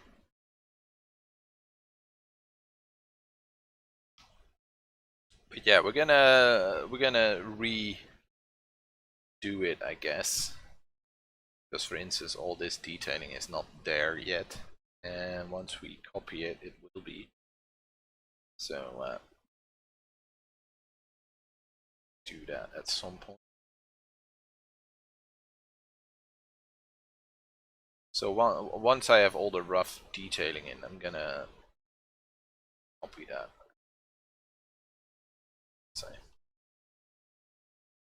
And then we're gonna work on the entirety of the piece. So then we're gonna bring in the what's it called, the rocks and stuff.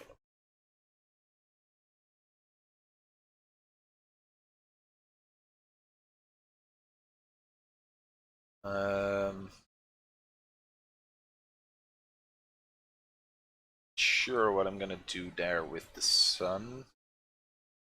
The sun is here, it's peeking over that mountain edge.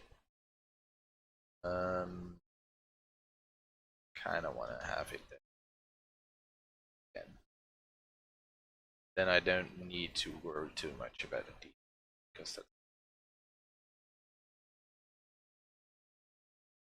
sunny. Call it.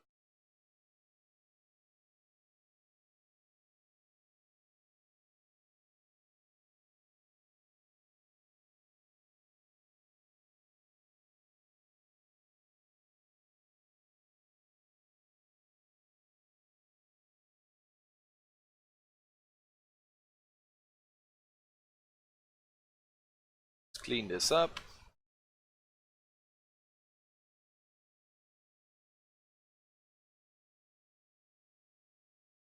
This edge. Dark color. We're at 60 opacity. It's fine.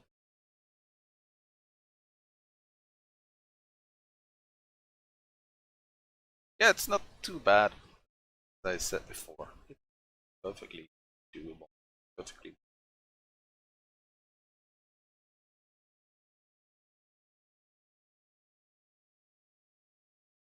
I recommend it.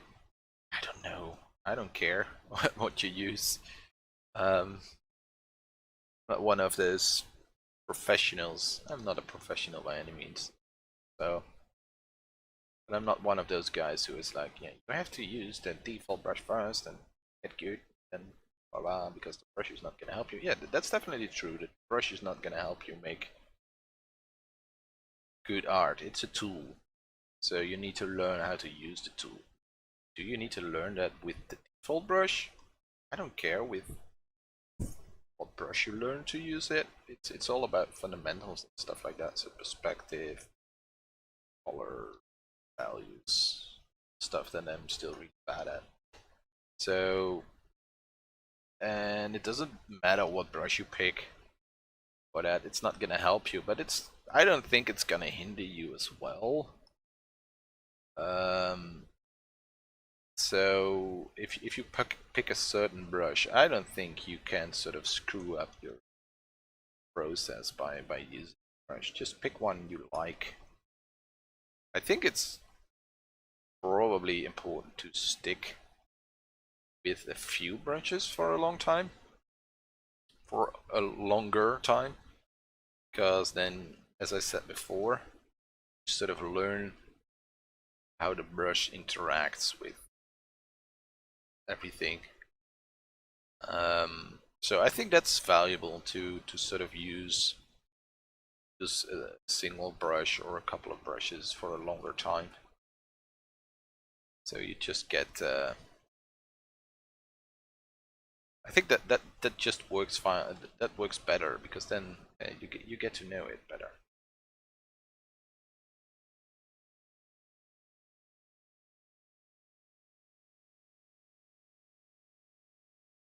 So yeah, do that. And what brush it is, just pick one you like. Study, focus on fundamentals, focus on perspective, and then the brush doesn't matter. Yeah, if you're like, yeah, I want to do it with the default brush, yeah, go ahead. It's a perfectly fine brush, the round brush. You can grab the chalk brush, which is also perfectly fine. There's a little bit more texture to it. Know if the texture function is by default for the chalk brush, but I think it is.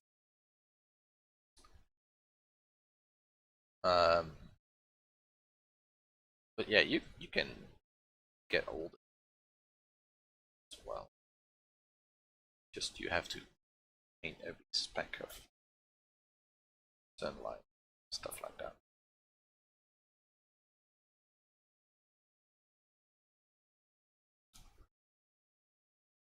Maybe.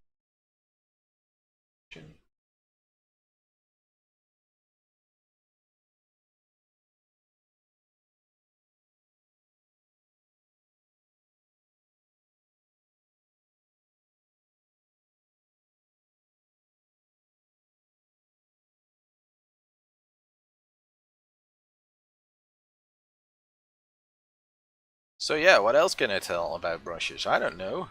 Let's talk about something else. Because we've talked about brushes for a long time. Yeah, well, what can I tell? It's just a piece. It's just study. You can see the original on the right there. Not exactly copying it, but most part I am.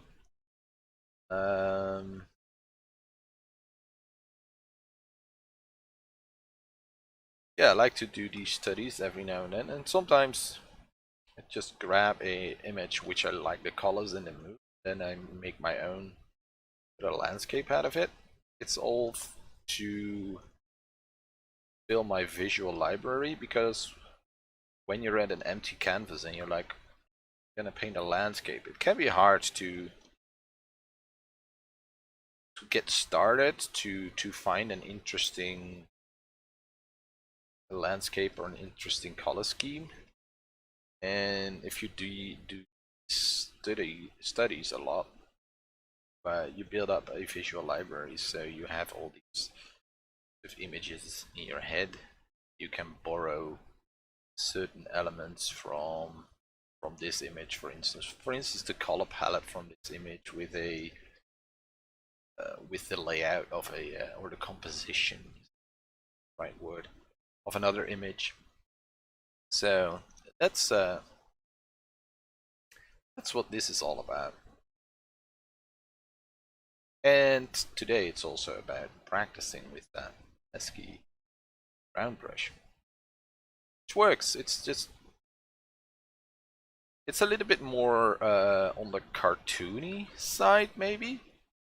So usually I like my paintings a little bit grittier, not photo real, but more artsy. Is that the correct? More no, not artsy, more traditional looking, like traditional paint.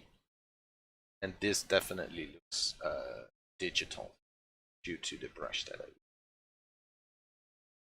use. Which you can probably circumvent by using. Oh, thanks. You can probably circumvent the somewhat more cartoony look by getting in there and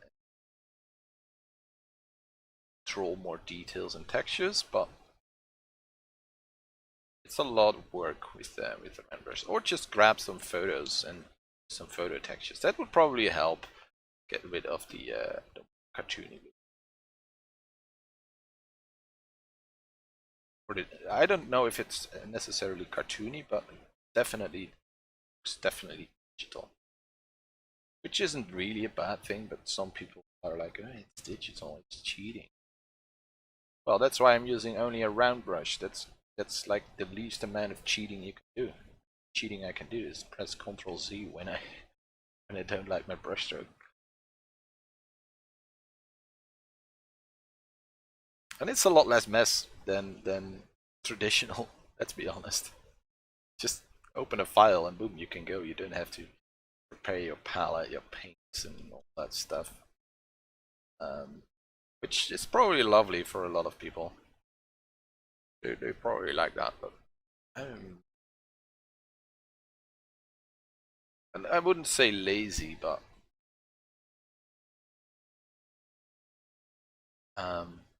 it takes a lot of energy to do all that stuff, and I'd rather put the energy straight into my painting. So if I open up Photoshop, I can start straight away. I'm using a graphics tablet, a Wacom Intuos, I guess. Yeah, with a mouse, it's almost impossible. It's probably possible, but if you want to paint digitally, get a graphics tablet. And they're not really, well, you can make them as expensive as you want. You have the display ones, so you paint straight on the display. I've never done that, mostly because they're out of my budget range. But that gets a little bit closer to traditional, I guess, because you're painting straight onto the canvas, so to say. But I have always used I used the bamboo one first, a Wacom bamboo. They still had that line going. I don't know if they still have that. They have a really small one still. And now I have the Intuos, which works fine for me. I don't know. I don't care about the sort of. I think a lot of people have to get used to sort of the disconnection between the tablet and the screen. I don't know. I haven't never really had much trouble with that.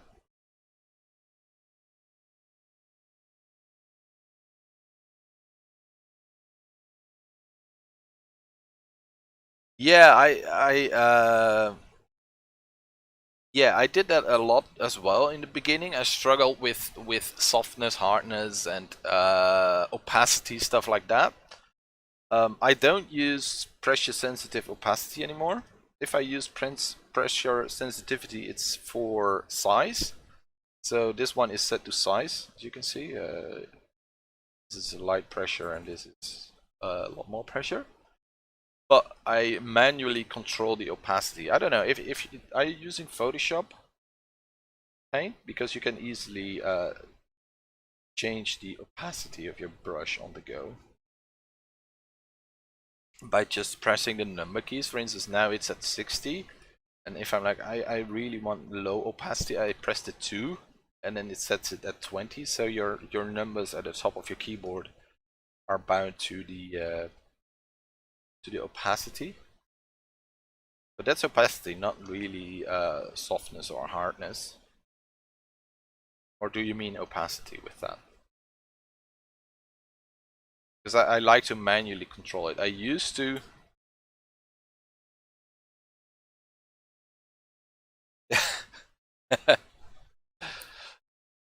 But I used to paint with opacity set to pressure sensitivity as well, yeah. But I don't know. I never really got it right. So the colors would be blended too much or not enough. So now I just adjust it manually, and it's on a for each brush. It's a different setting. I have to when I use a new brush, I just play around with it a little bit, see what feels right. But for this one, 50 to 60% feels fine.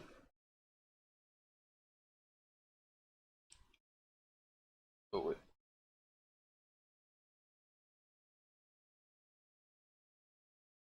there are certain things you can do to make your life easier. You know, there's shortcuts and tricks.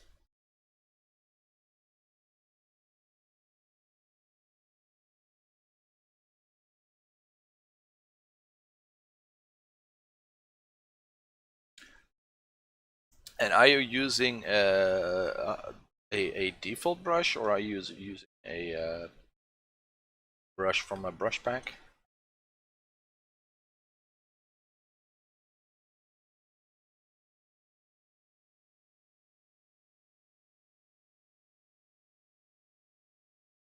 Ah, opacity. Yeah, what feels natural too. Yeah.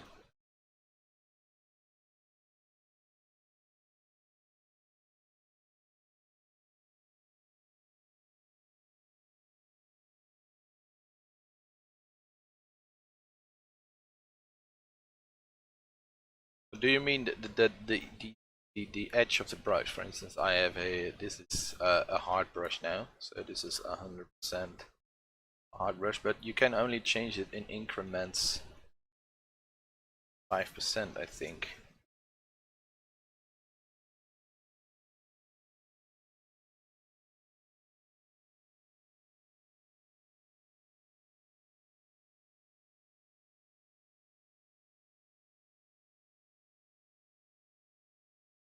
There are so many options in the brush settings menu. It's just oh yeah.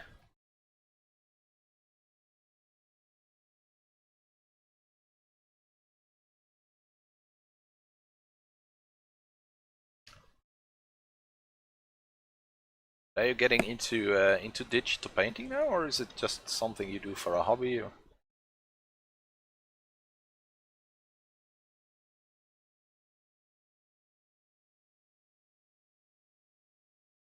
It's a great hobby.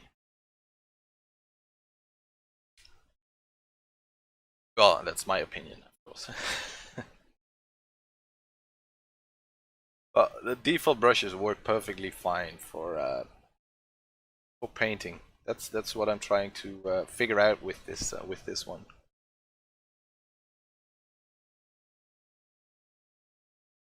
Ah, that sucks. But let me assure you, you don't need custom brushes. Yeah, there are some cool brushes, but there are also a lot of free packs that you can get. You can make your own if you want. Not that hard. And you can try the default round brush, which I'm doing now, but this is more of a challenge because a lot of professional art YouTubers say, oh, you get to use default brushes first before you move on to special brushes, custom brushes, things like that. But I think that what they are trying to say is that you can't, don't have to rely on a brush to make a artwork. You can do it with a default brush, but the custom brushes definitely help. Make a lot of things a lot quicker, like texture and stuff like that. For instance, clouds, because if I want a cloud here now, I have to draw it manually. Well, if I were not doing this challenge, I would just go in here and just grab. I got some cloud brushes somewhere lying around. I recently downloaded the brush pack. I can post a link from another YouTuber. He's from as well. I don't know if he's from India. I don't know where he's from. But he has this brush pack. You can he made it himself, and you can download it for free.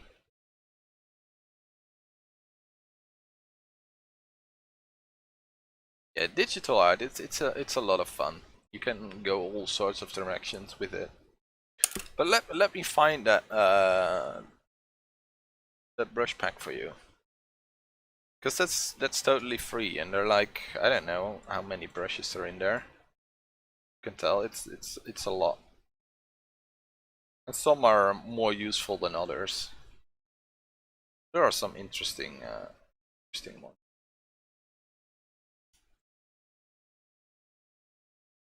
Check if I can link this.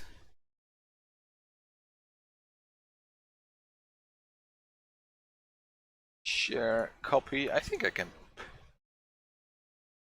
paste a link in my own chat, right? That's a link to a video of a fellow YouTuber who's a lot better at art than me, and he made a brush pack with tons of brushes. He also goes into it a little bit in that video, talking about the brushes and what he uses and stuff like that. So that's a good place to start if you want to start using some custom brushes, because it's fine to use them. It's a lot of fun, and yeah, there are a lot of people who say go with the default ones first, but I don't know. Do what you like. Do what you enjoy.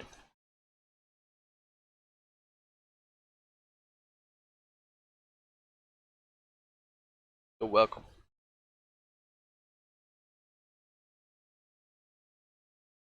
But yeah, it works. The default brushes, as shown, but yeah, I would have been a little bit quicker with custom ones. But it doesn't really matter. Yeah, I'm gonna copy it again, the top layer, because I think we can get rid of that then.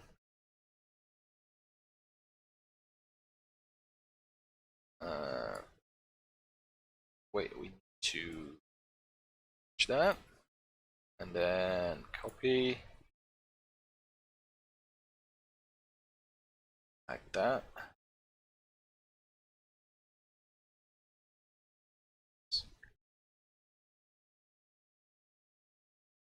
Warp it a little bit.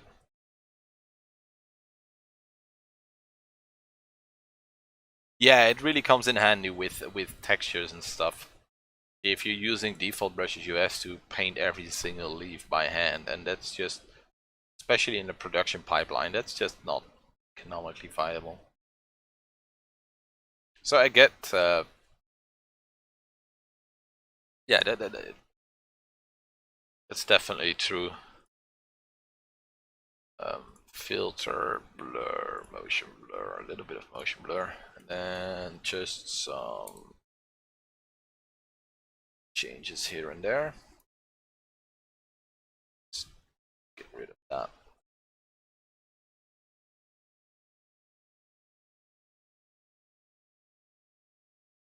Yeah, this is definitely I wouldn't say a one-off for me, but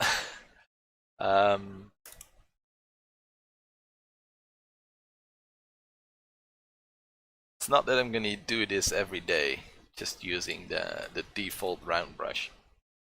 It's fun to do. It forces you to think differently about how to paint certain stuff. But it also makes it work a lot harder.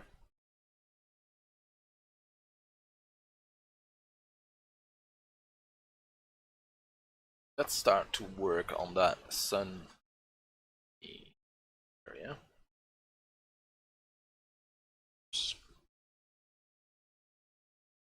a big soft one.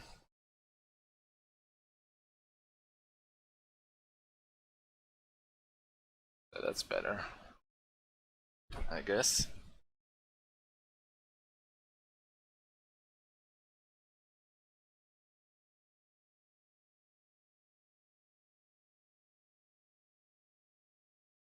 Can get this layer and then can merge them all. On a layer, yeah, why not? All right, let's start to work on those rocks here and there. Yeah, we're gonna use the lasso tool for that because I pressed caps lock. Let's see. Gonna copy them exactly.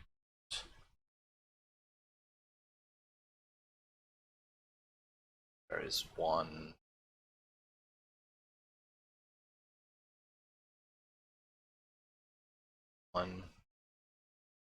There's a rock, there's a rock, there's a rock. Some sort of coast thingy. Rock, rock. We're gonna copy them perfectly.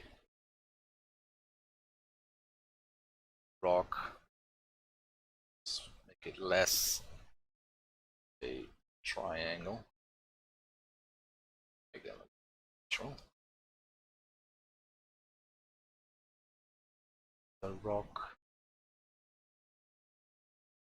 One.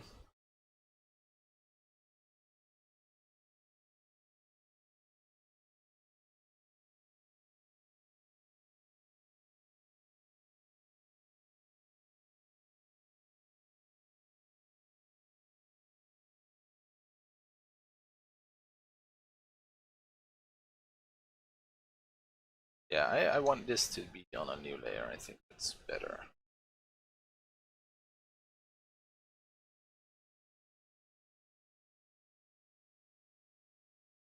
Alright. Hard round brush. Do we grab this color? Let's go 80%. Okay.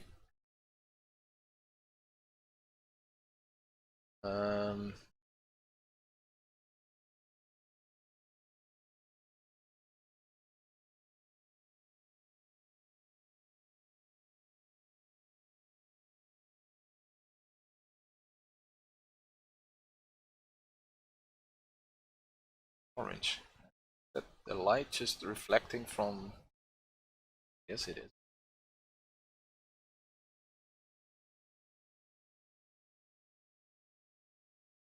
Something like that. Stuff back in here as well.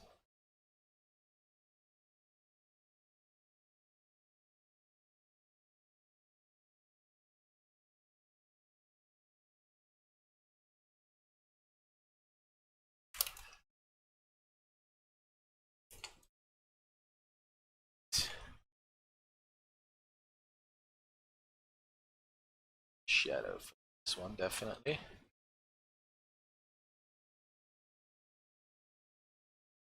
Most of them actually. Or not shadow, a reflection.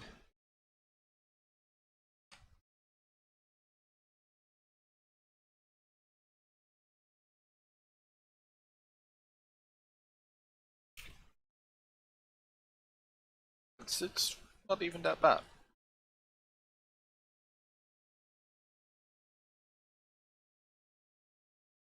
Some more.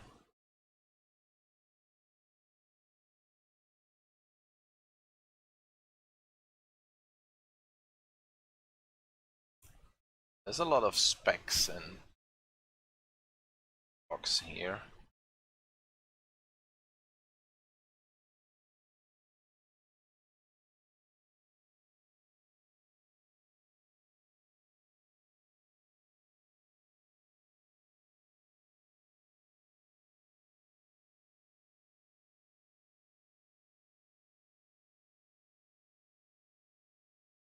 Wait, what? Soft round? No. The hard brush. Opacity back to 60. Some lights going there.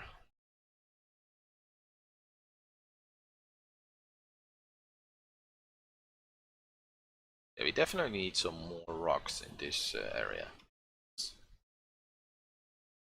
Let's first work on a little bit of detailing for this one. Some orange from there.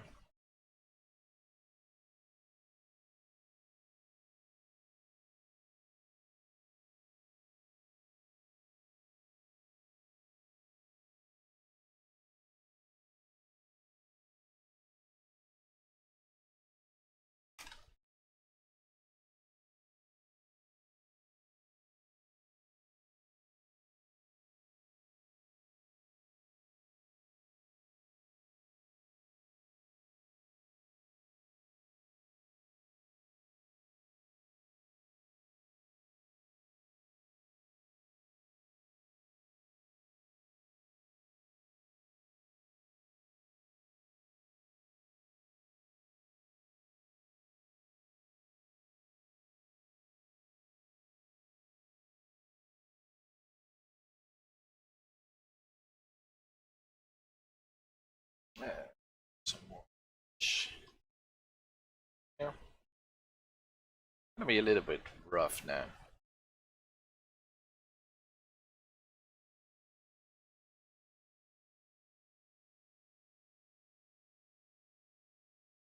Specs.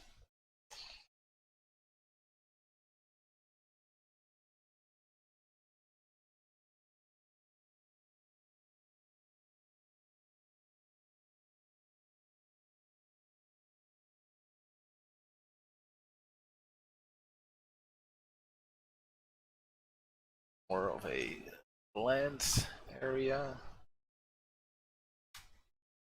It's a lot bluer on the reference image. I'm not sure if I'm gonna mimic that. I think I'm just gonna keep it.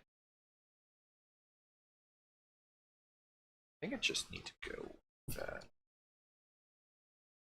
8% opacity. A little bit braver.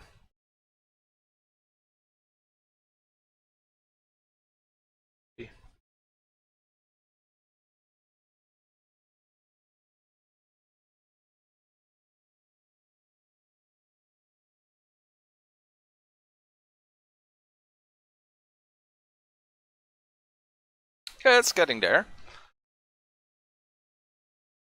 It's turning out better than I thought it would. I was quite scared to just yeah get working with the default brush, but it's a good challenge. Haven't done that in a long time.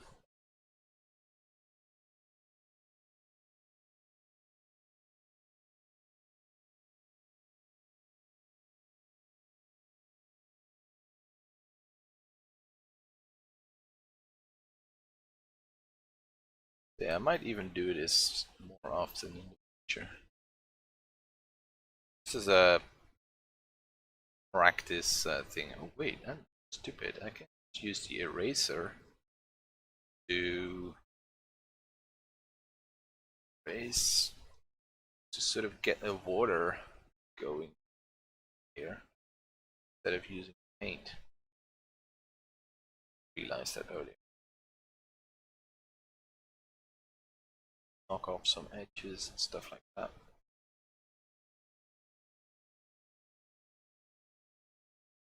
Beauty of working in layers. Don't do that very often. Usually, if I work in layers, it's only one, and that's I paint on a layer so I can compare the result, what it was before.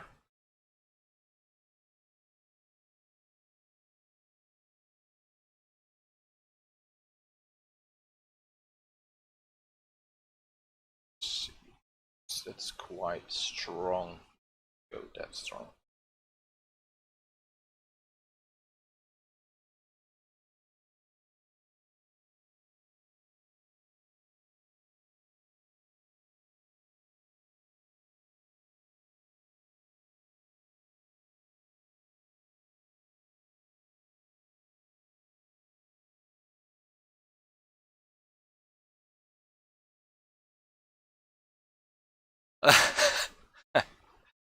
Yeah, usually two. So one with the background and another one where I'm painting on. Well, it can go higher if I'm starting to use photo textures. It can go up to a whoop 10 layers.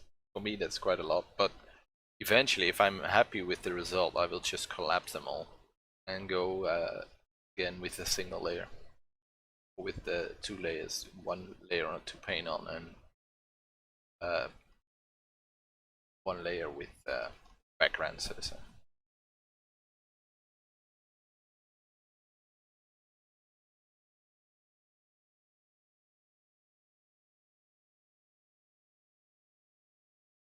That doesn't work. This one. Good thing about it is it keeps your computer nice and responsive.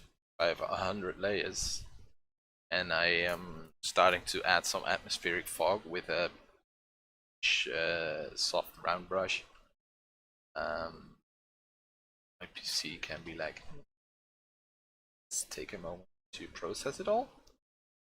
So by keeping the amount of layers as low as possible, I don't get any input lag on the brush, which is really annoying if you're painting quite fast, and it's really annoying to have a brush that's trailing like 0.2 seconds behind.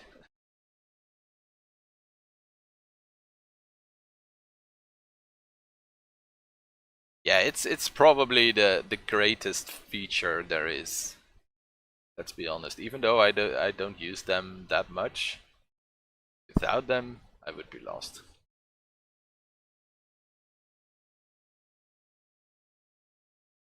It's the single feature that makes photo editing and manipulation and stuff like that possible.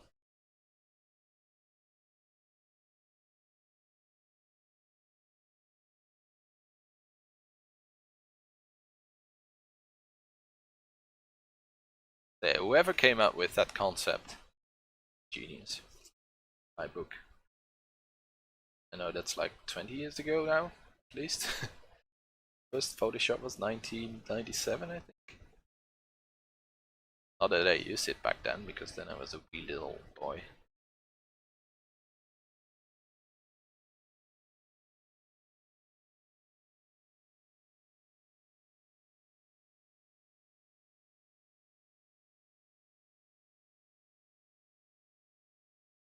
Yeah, even if I don't use it that much, it's definitely, without it, yes, you can do painting, but that's probably the only thing that's left in Photoshop that you can do. And maybe some color correction. But with it, it's all so much easier.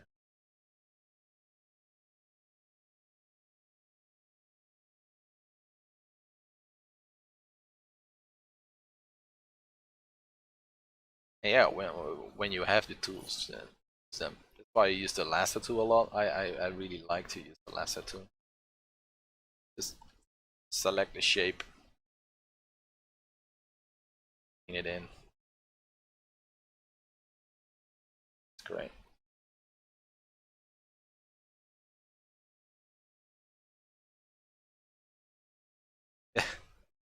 I can imagine that the Photoshop lags a little bit.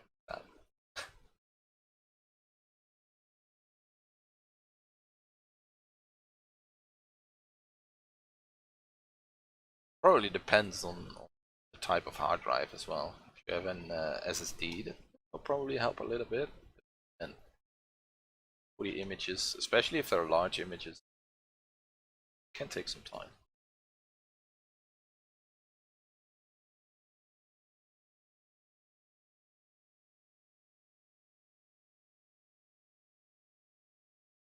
But with better hardware, it's all getting better. I mean, I'm painting at 4,000 pixels wide, which is not that much, but it used to be the absolute maximum that I could go to on my old PC. Well, if I painted any larger and I had a reasonably large brush, it was chugging like a madman.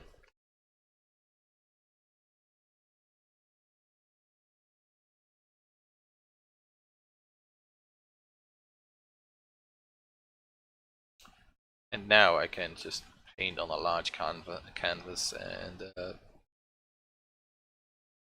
stream at the same time.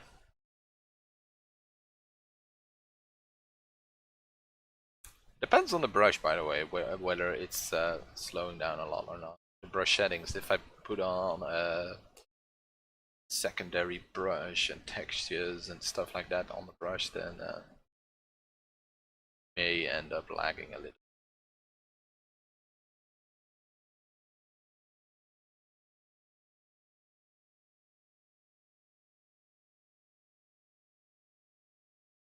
But the default round brush, that's another plus side. Probably the only one of the default round brush. As long as you just use it, the round brush, it doesn't lag at all. Just default PSD. And then if I want to upload it to the internet, I just JPEG.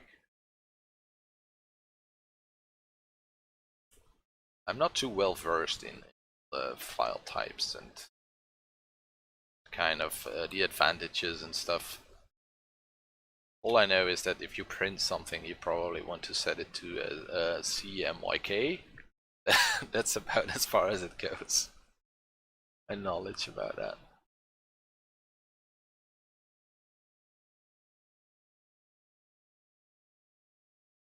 You can save 1.1 bytes of space yet. Wait. Don't disturb me, I'm in the middle of something.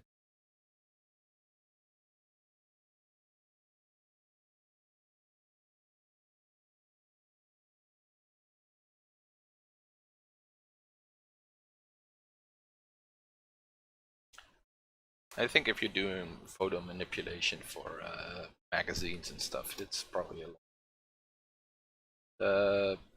File type and settings and stuff like that.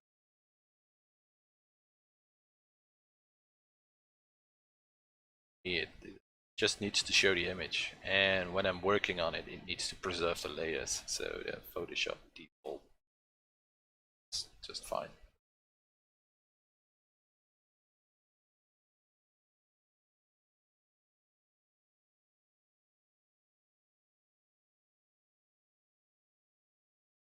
So detailing is taking a lot of time with this brush.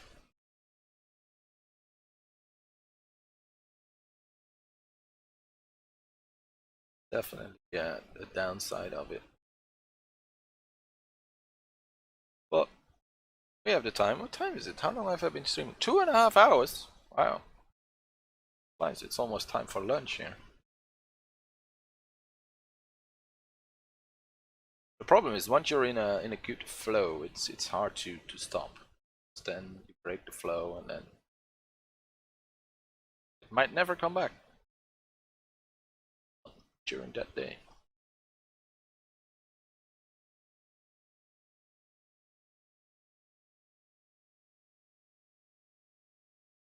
Yeah, it's time to sleep. Oh no, it's PM. That's still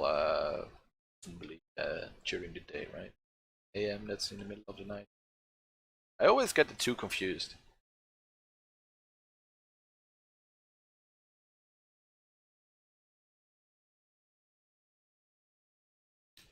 Oh wait, that's like 3.5 hours difference? I thought they only worked with full hour increments, but apparently not.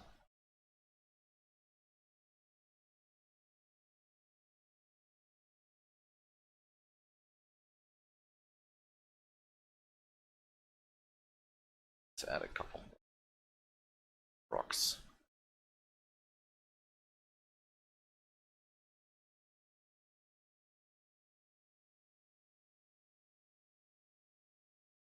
Yeah, that's a little bit further east for me.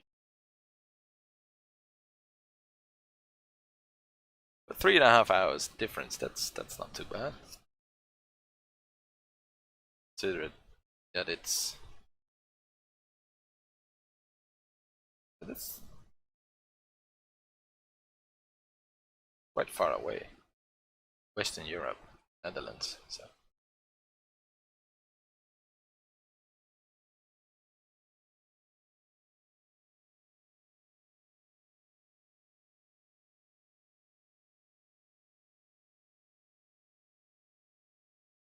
not sure how far I should go with details here on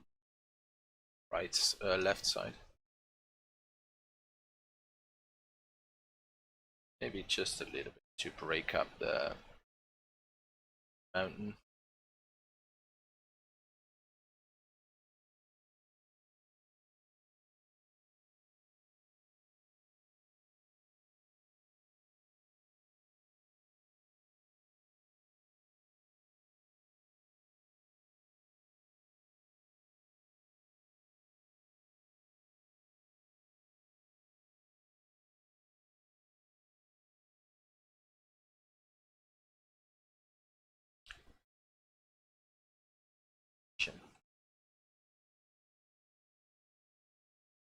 Depends on the angle, whether it's the reflection, which makes sense, of course, but kind of used to make it all reflect, but it really depends on the angle of the rock. Some physics going on.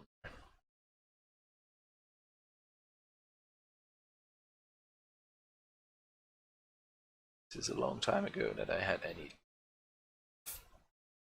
physics class.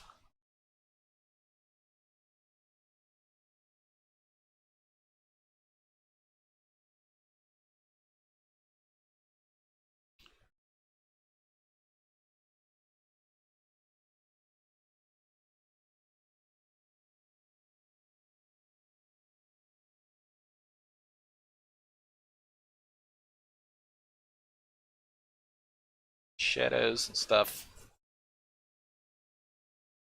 It's getting there.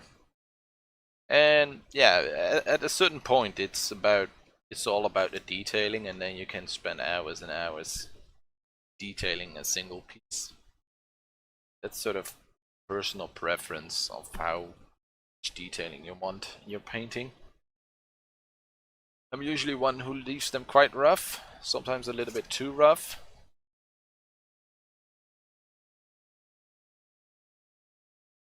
Yeah, true. That's true.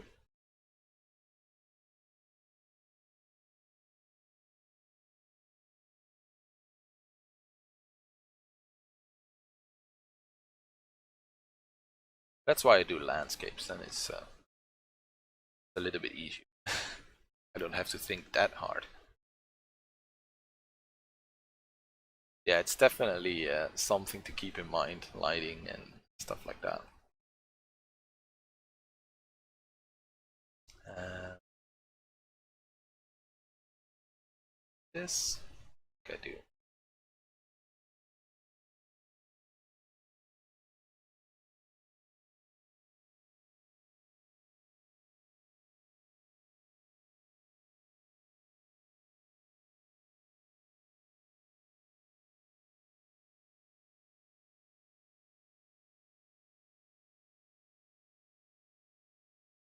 It's a little bit bluish.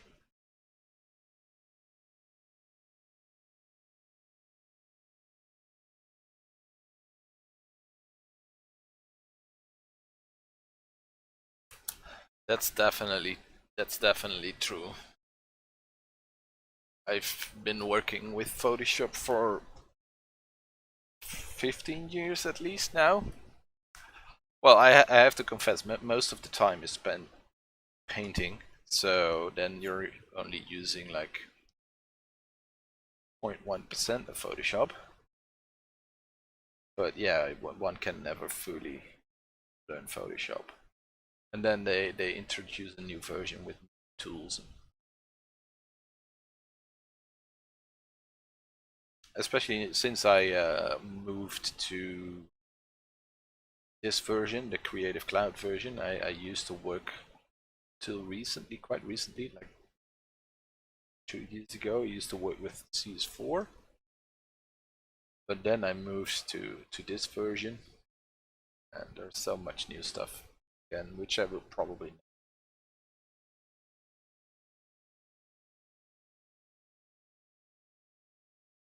And there are all sorts of plugins as well, apparently, which makes it even more things possible.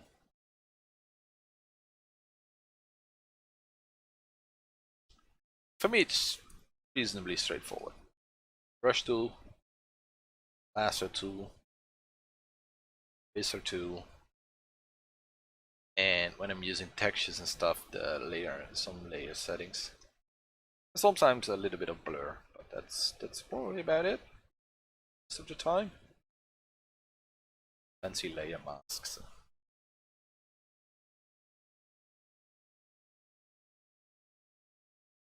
Keep it simple.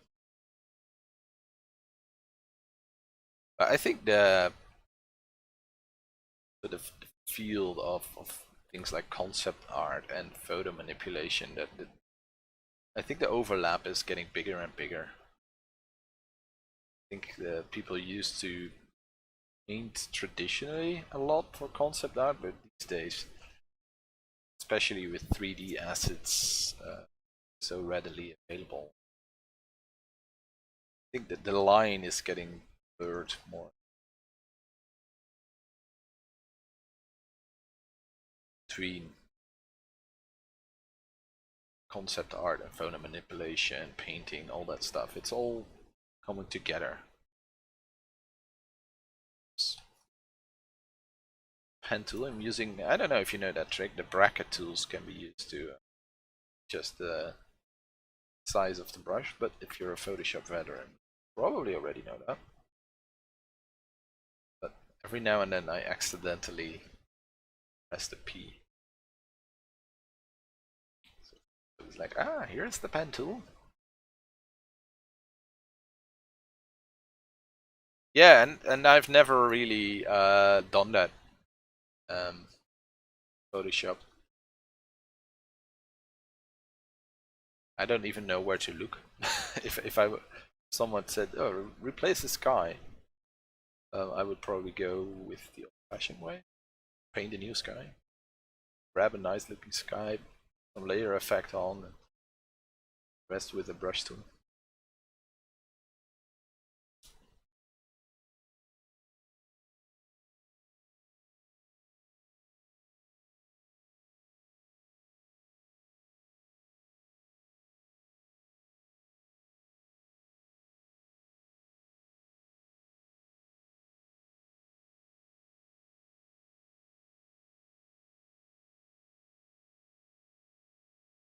Plus, oh right, never knew that.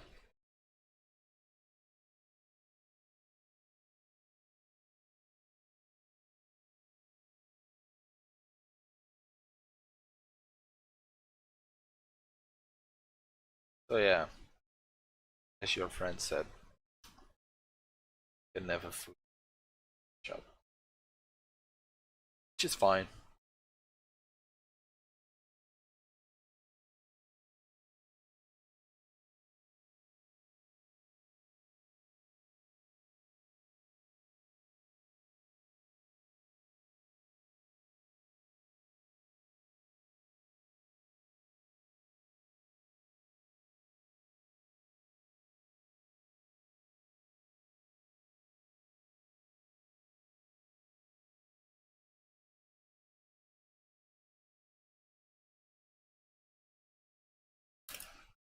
Um, Let's see, what time is it? Yeah, it's lunchtime for me. I don't know if I will continue this one after lunch or if I'm gonna say it's at a reasonable state that I can leave it. It probably needs a little bit more work, but I'm actually quite pleased with it, considering it's done with the default round brush. Not too bad. Yeah, I'm gonna take a break, grab some lunch, and I will probably be back after lunch for like another half an hour, maybe an hour. We'll see. Thanks. See if I can have a nice break screen thingy. It's really professional.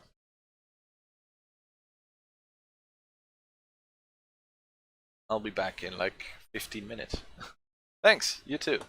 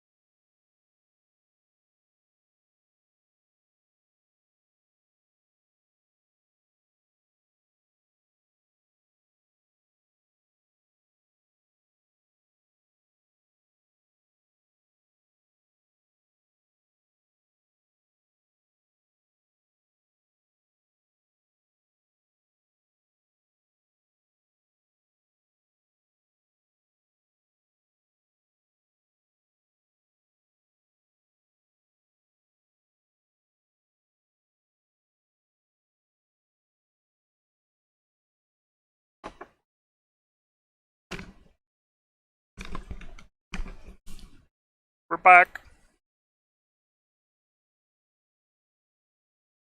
Let's see.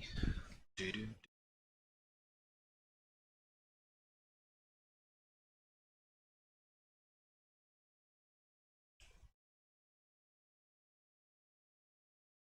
All right. I saw a mistake. Fix it. Look. Selection. Let's go like.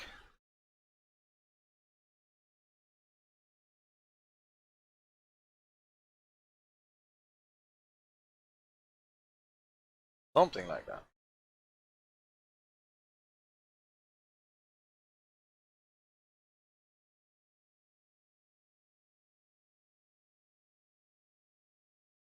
That's selection. Right. Yeah, we can do some more detailing. Okay.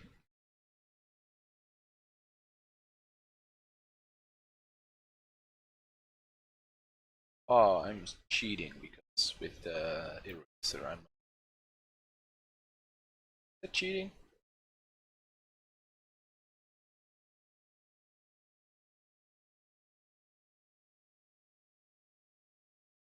Yeah, we can spend as much time as we want to detail it.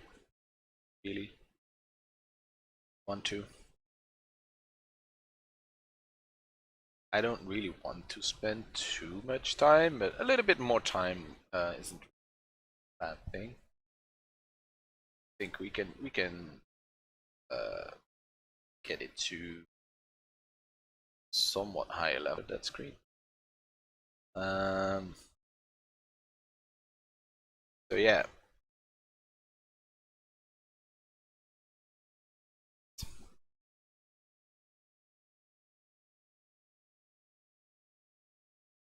But just cleaning up a little bit, adding some more stuff here and there.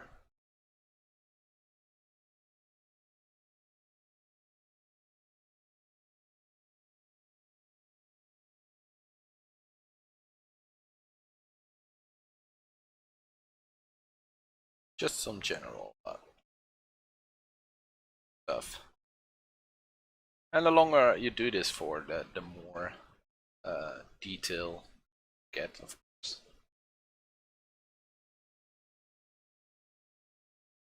I want to spread it out over the entirety of the. That makes sense. So I don't really want to detail one piece perfectly, because that means that I have to bring the entire piece to that detail level. So what I usually do is go all the way over the canvas and sort of pick the area that needs a little bit of detailing and do some detailing on that and go to the next, and that way the whole piece is sort of at the same detail level the entire time. So that means that you can call it a day sort of anytime you want. Because if one piece is really far detailed, then you need to make it all that same level of detail.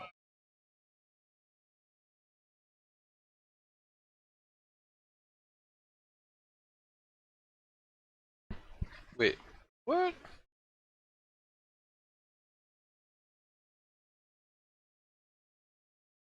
I don't know what happened there.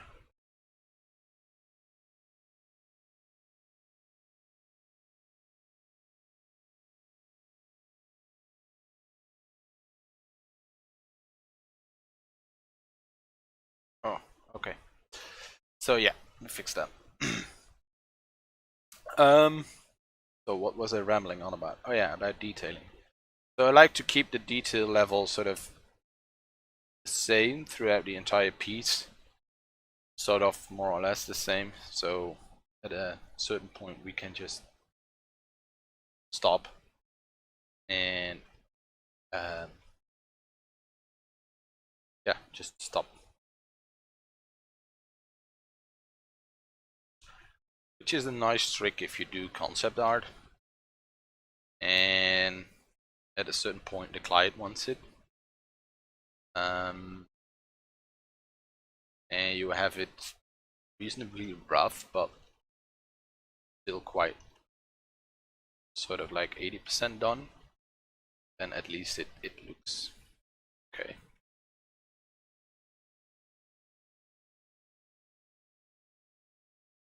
So that's more of a production pipeline thing.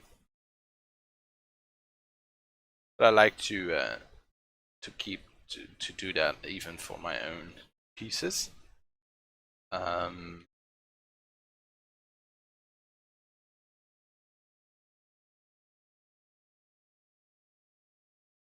Just because.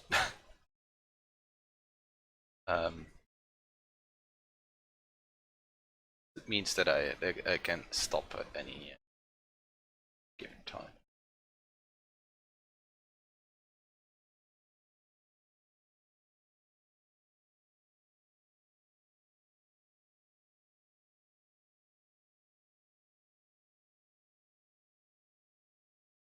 If you zoom out, it's reasonably okay. If you zoom in a little, it's can use some.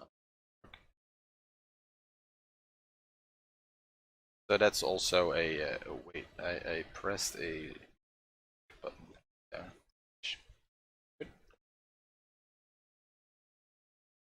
Button. So saying.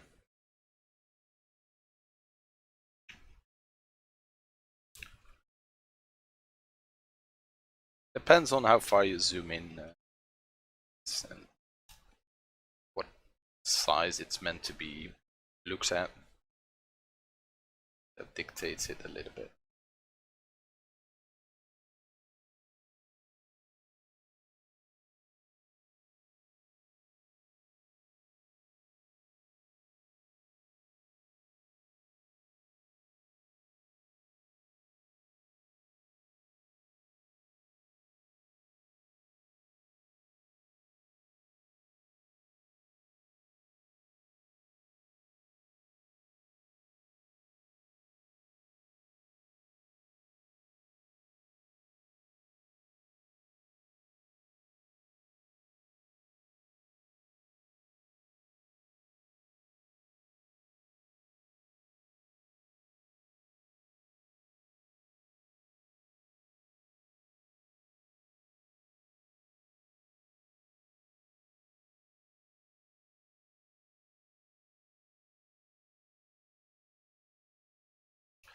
Yeah, I think I'm gonna spend like another half an hour just to do the last bit of detailing, and then we're gonna call it a day for today because I've been streaming for more than 3 hours already.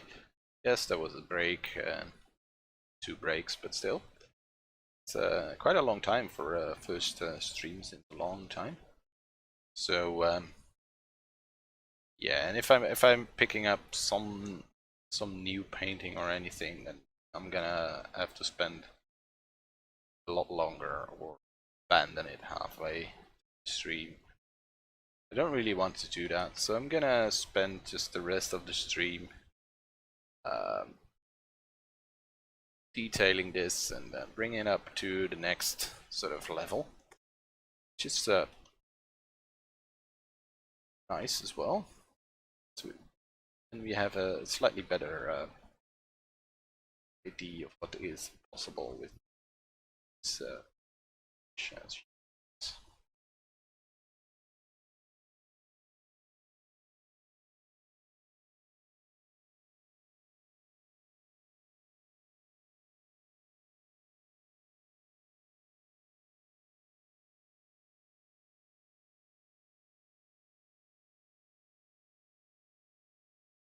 Then next week we can start a new piece. Not sure what we're gonna do next week. Maybe just some studying again, or probably studying. I want to move into characters at some point, but it still scares the crap out of me. But I think we have to bite the bullet at some point. Just start doing it. The only way to grow is to do the scary stuff. So we might do that next week.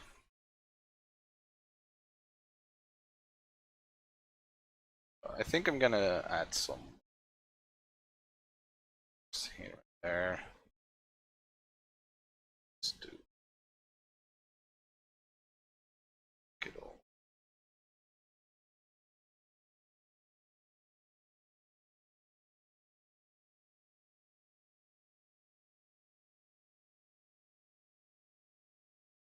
A little bit better.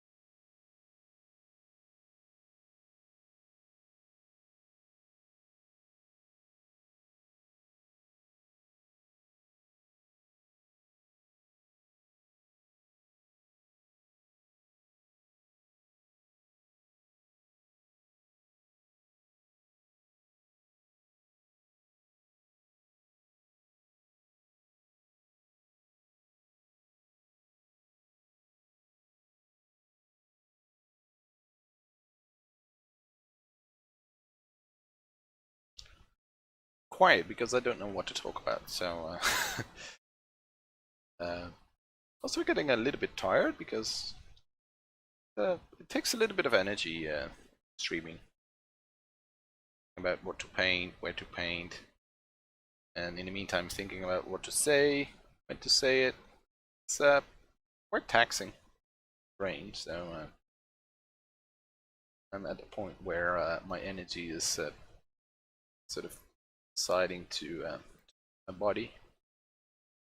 It's all consumed, but that's fine. For I forgot to check the time when I said I'm gonna stream for another half an hour. So yeah, that's great. I don't know when to stop. I think I have an idea. I think I'm gonna stop at like 1:30 local time. So that's another half an hour. So we'll see. Maybe a little bit earlier, but around that time is probably, which is good.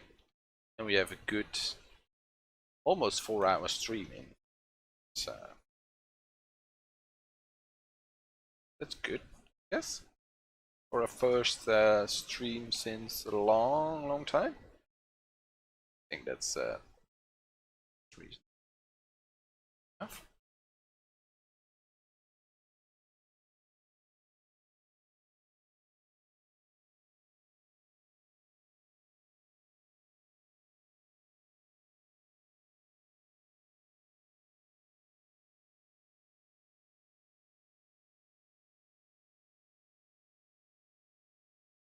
I think I'm gonna start try and get some highlights and stuff in.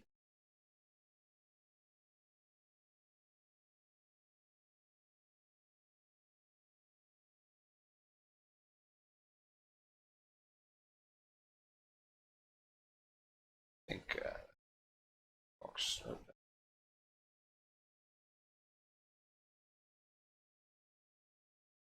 reasonably okay-ish.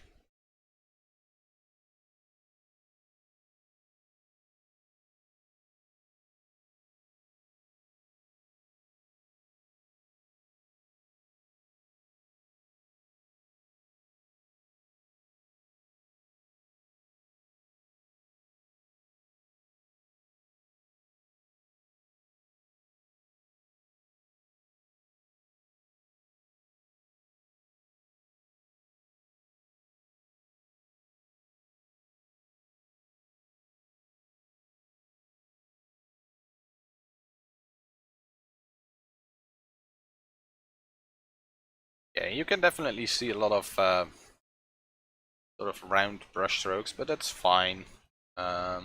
Gives it a little bit of that digital painting look, which is okay, I guess. If you don't want that, yeah, then it's probably a good idea to use a different brush, or the chalk brush is probably fine for that, which is also default Photoshop.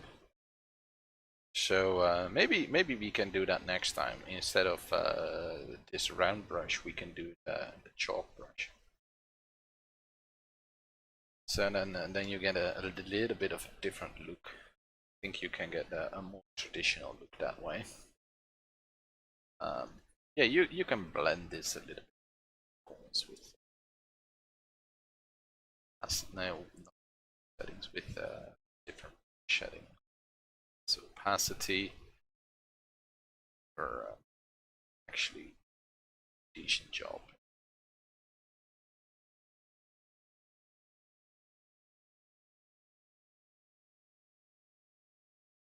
Sort of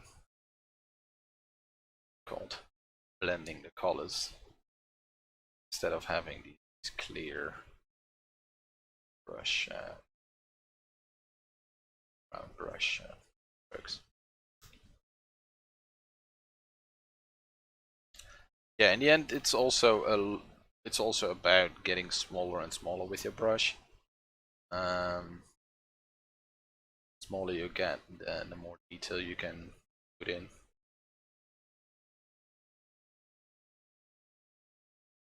But I don't know. I kind of like the strokes.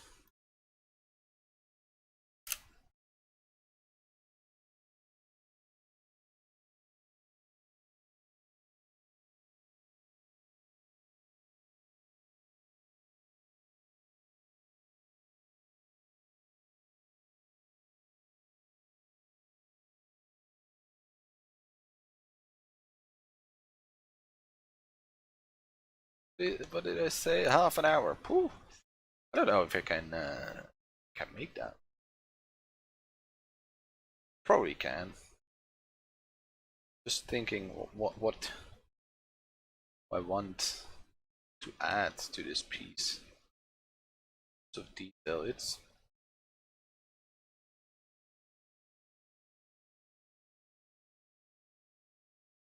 probably a lot to add.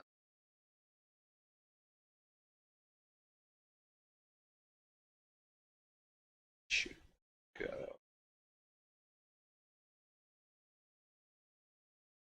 Well,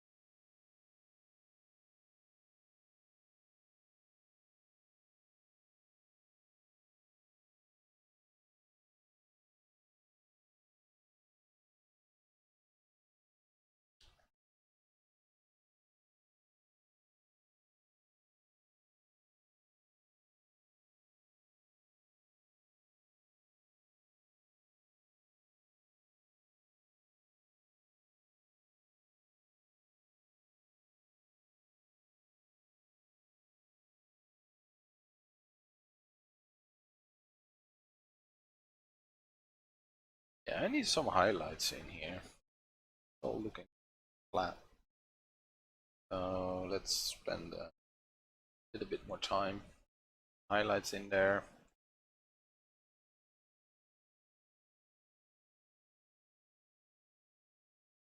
It's water after all, so it's done quite drastically.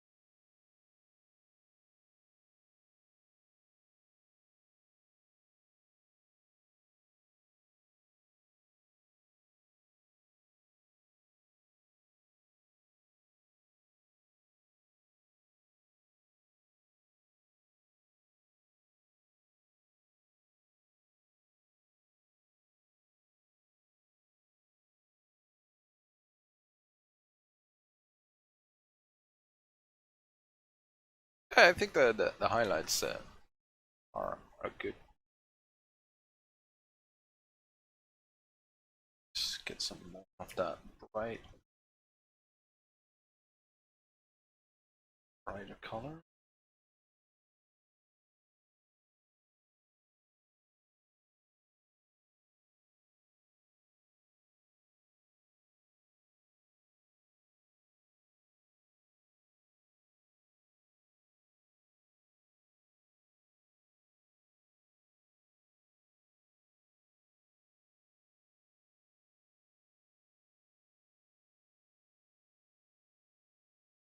Maybe try to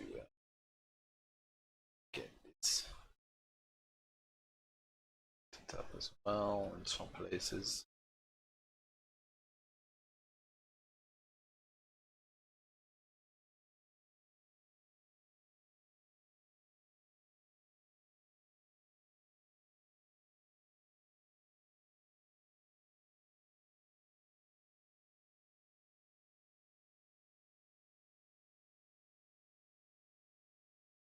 Oops.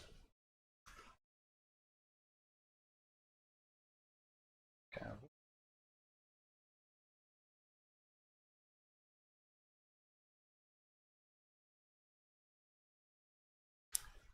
Some dodge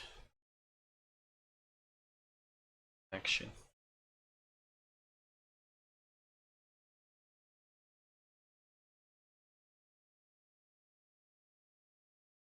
Sure, let's see.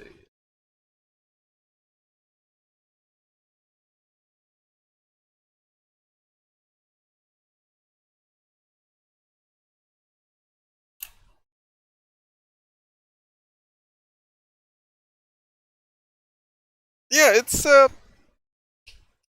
getting there. Yeah, it's slightly different than the original, and I think we can get rid of that. I mean, not using that anymore.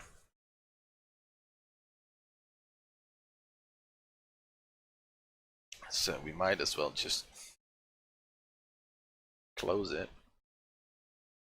Sometimes that helps for me to just focus on what I already have instead of going back to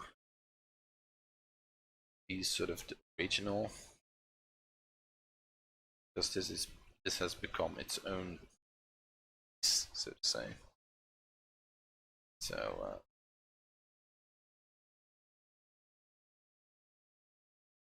good to treat it as its own piece.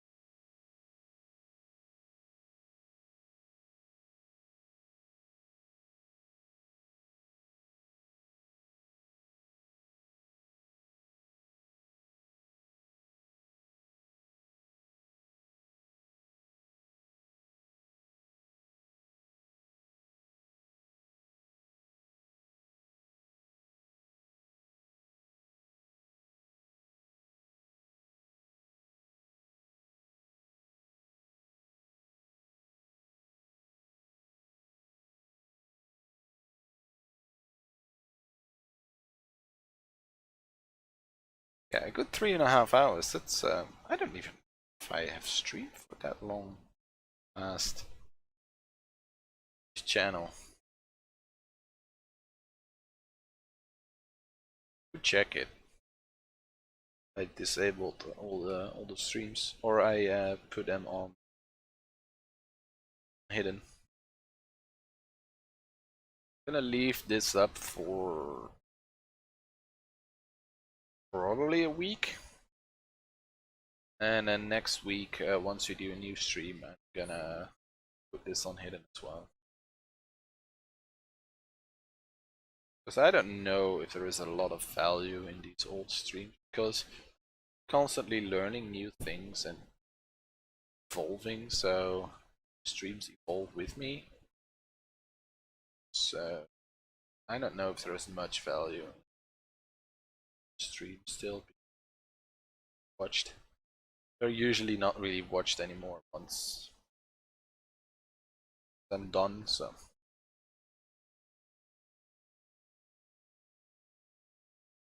there's no need to keep them around, so to speak.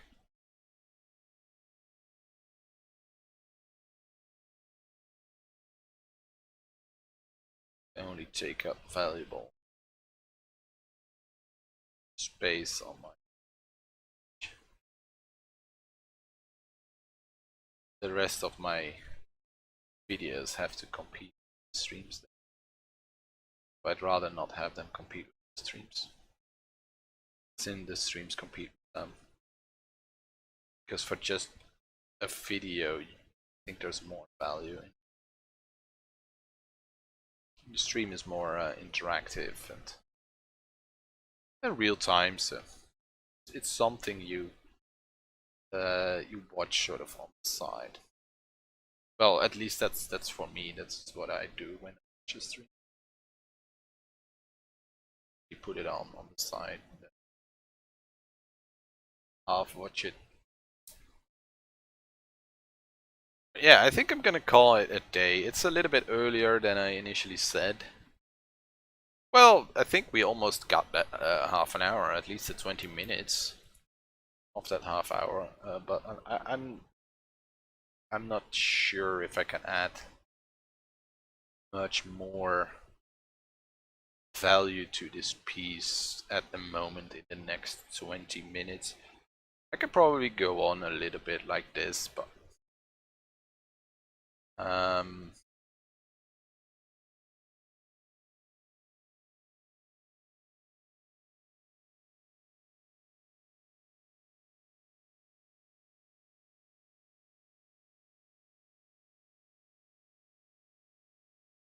so I'm gonna end soon and call it a day. Yeah, I think I learned quite a lot actually. I learned that the default round brush is perfectly fine. You can use it. Free to use it. It's good. It's okay. Call it that.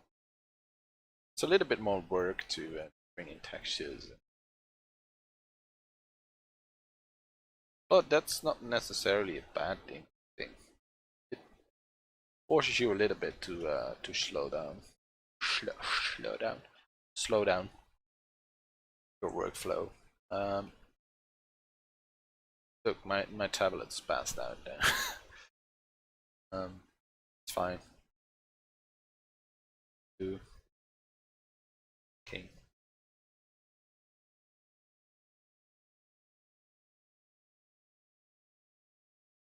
But I don't know if I can get rid of the sort of the obviously digital with this. I think that's sort of if there's a downside, then it's details take longer to make texture stuff. Have some texture brushes that can go a lot quicker. And you get this digital look to it, which not necessarily a downside. I mean, it is a certain style which is perfectly acceptable. That's more a taste. So if you want to make them a little bit more traditional looking, then probably brush with more texture to it. Although you can add texture to this one with the texture thing, Photoshop. So you can manipulate this brush in a lot of different ways to get different results. Maybe we will experiment with that. That's sure. Sort of see what can we add to the default brush to make it not so default, to not get this digital look.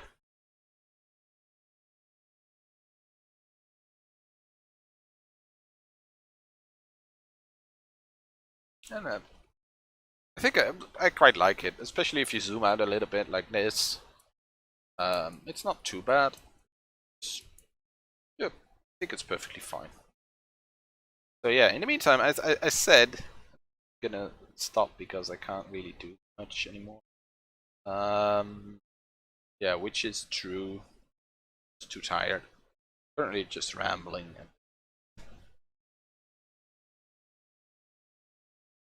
tiny brush strokes then.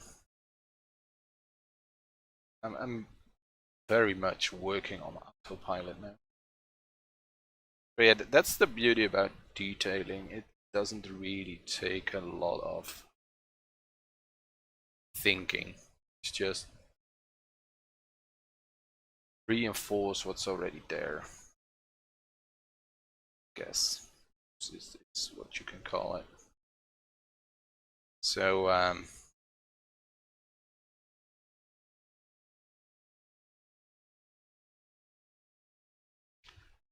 does take a lot less brain power than coming up with a new design.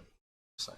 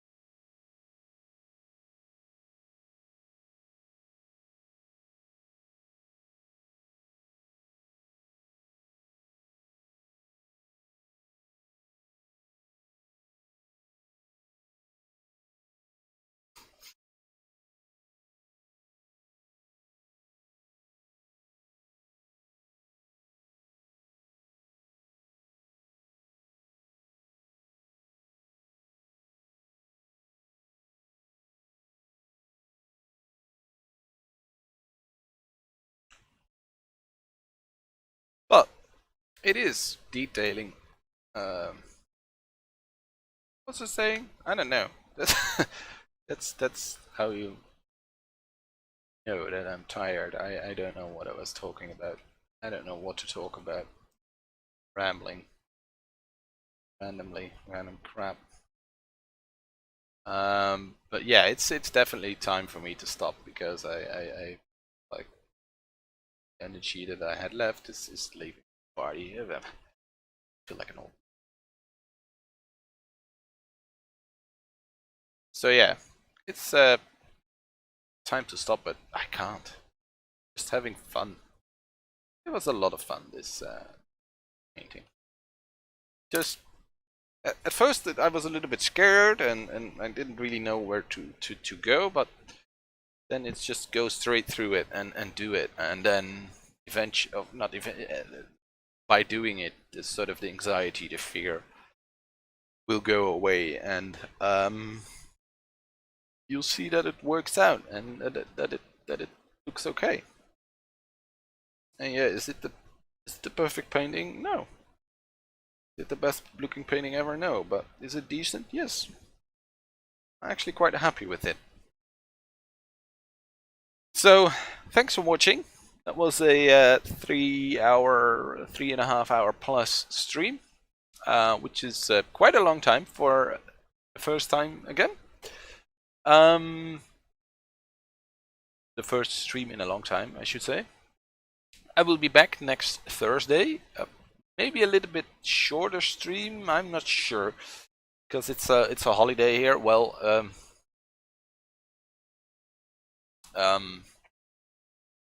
so who knows? But I'm planning on streaming anyway, at least 2 hours. Let's do it like that. At least 2 hours. Thanks for watching. I hope you enjoyed it. I certainly did. And I'm gonna see you on next Thursday, hopefully. And it's gonna be a consistent thing from now on.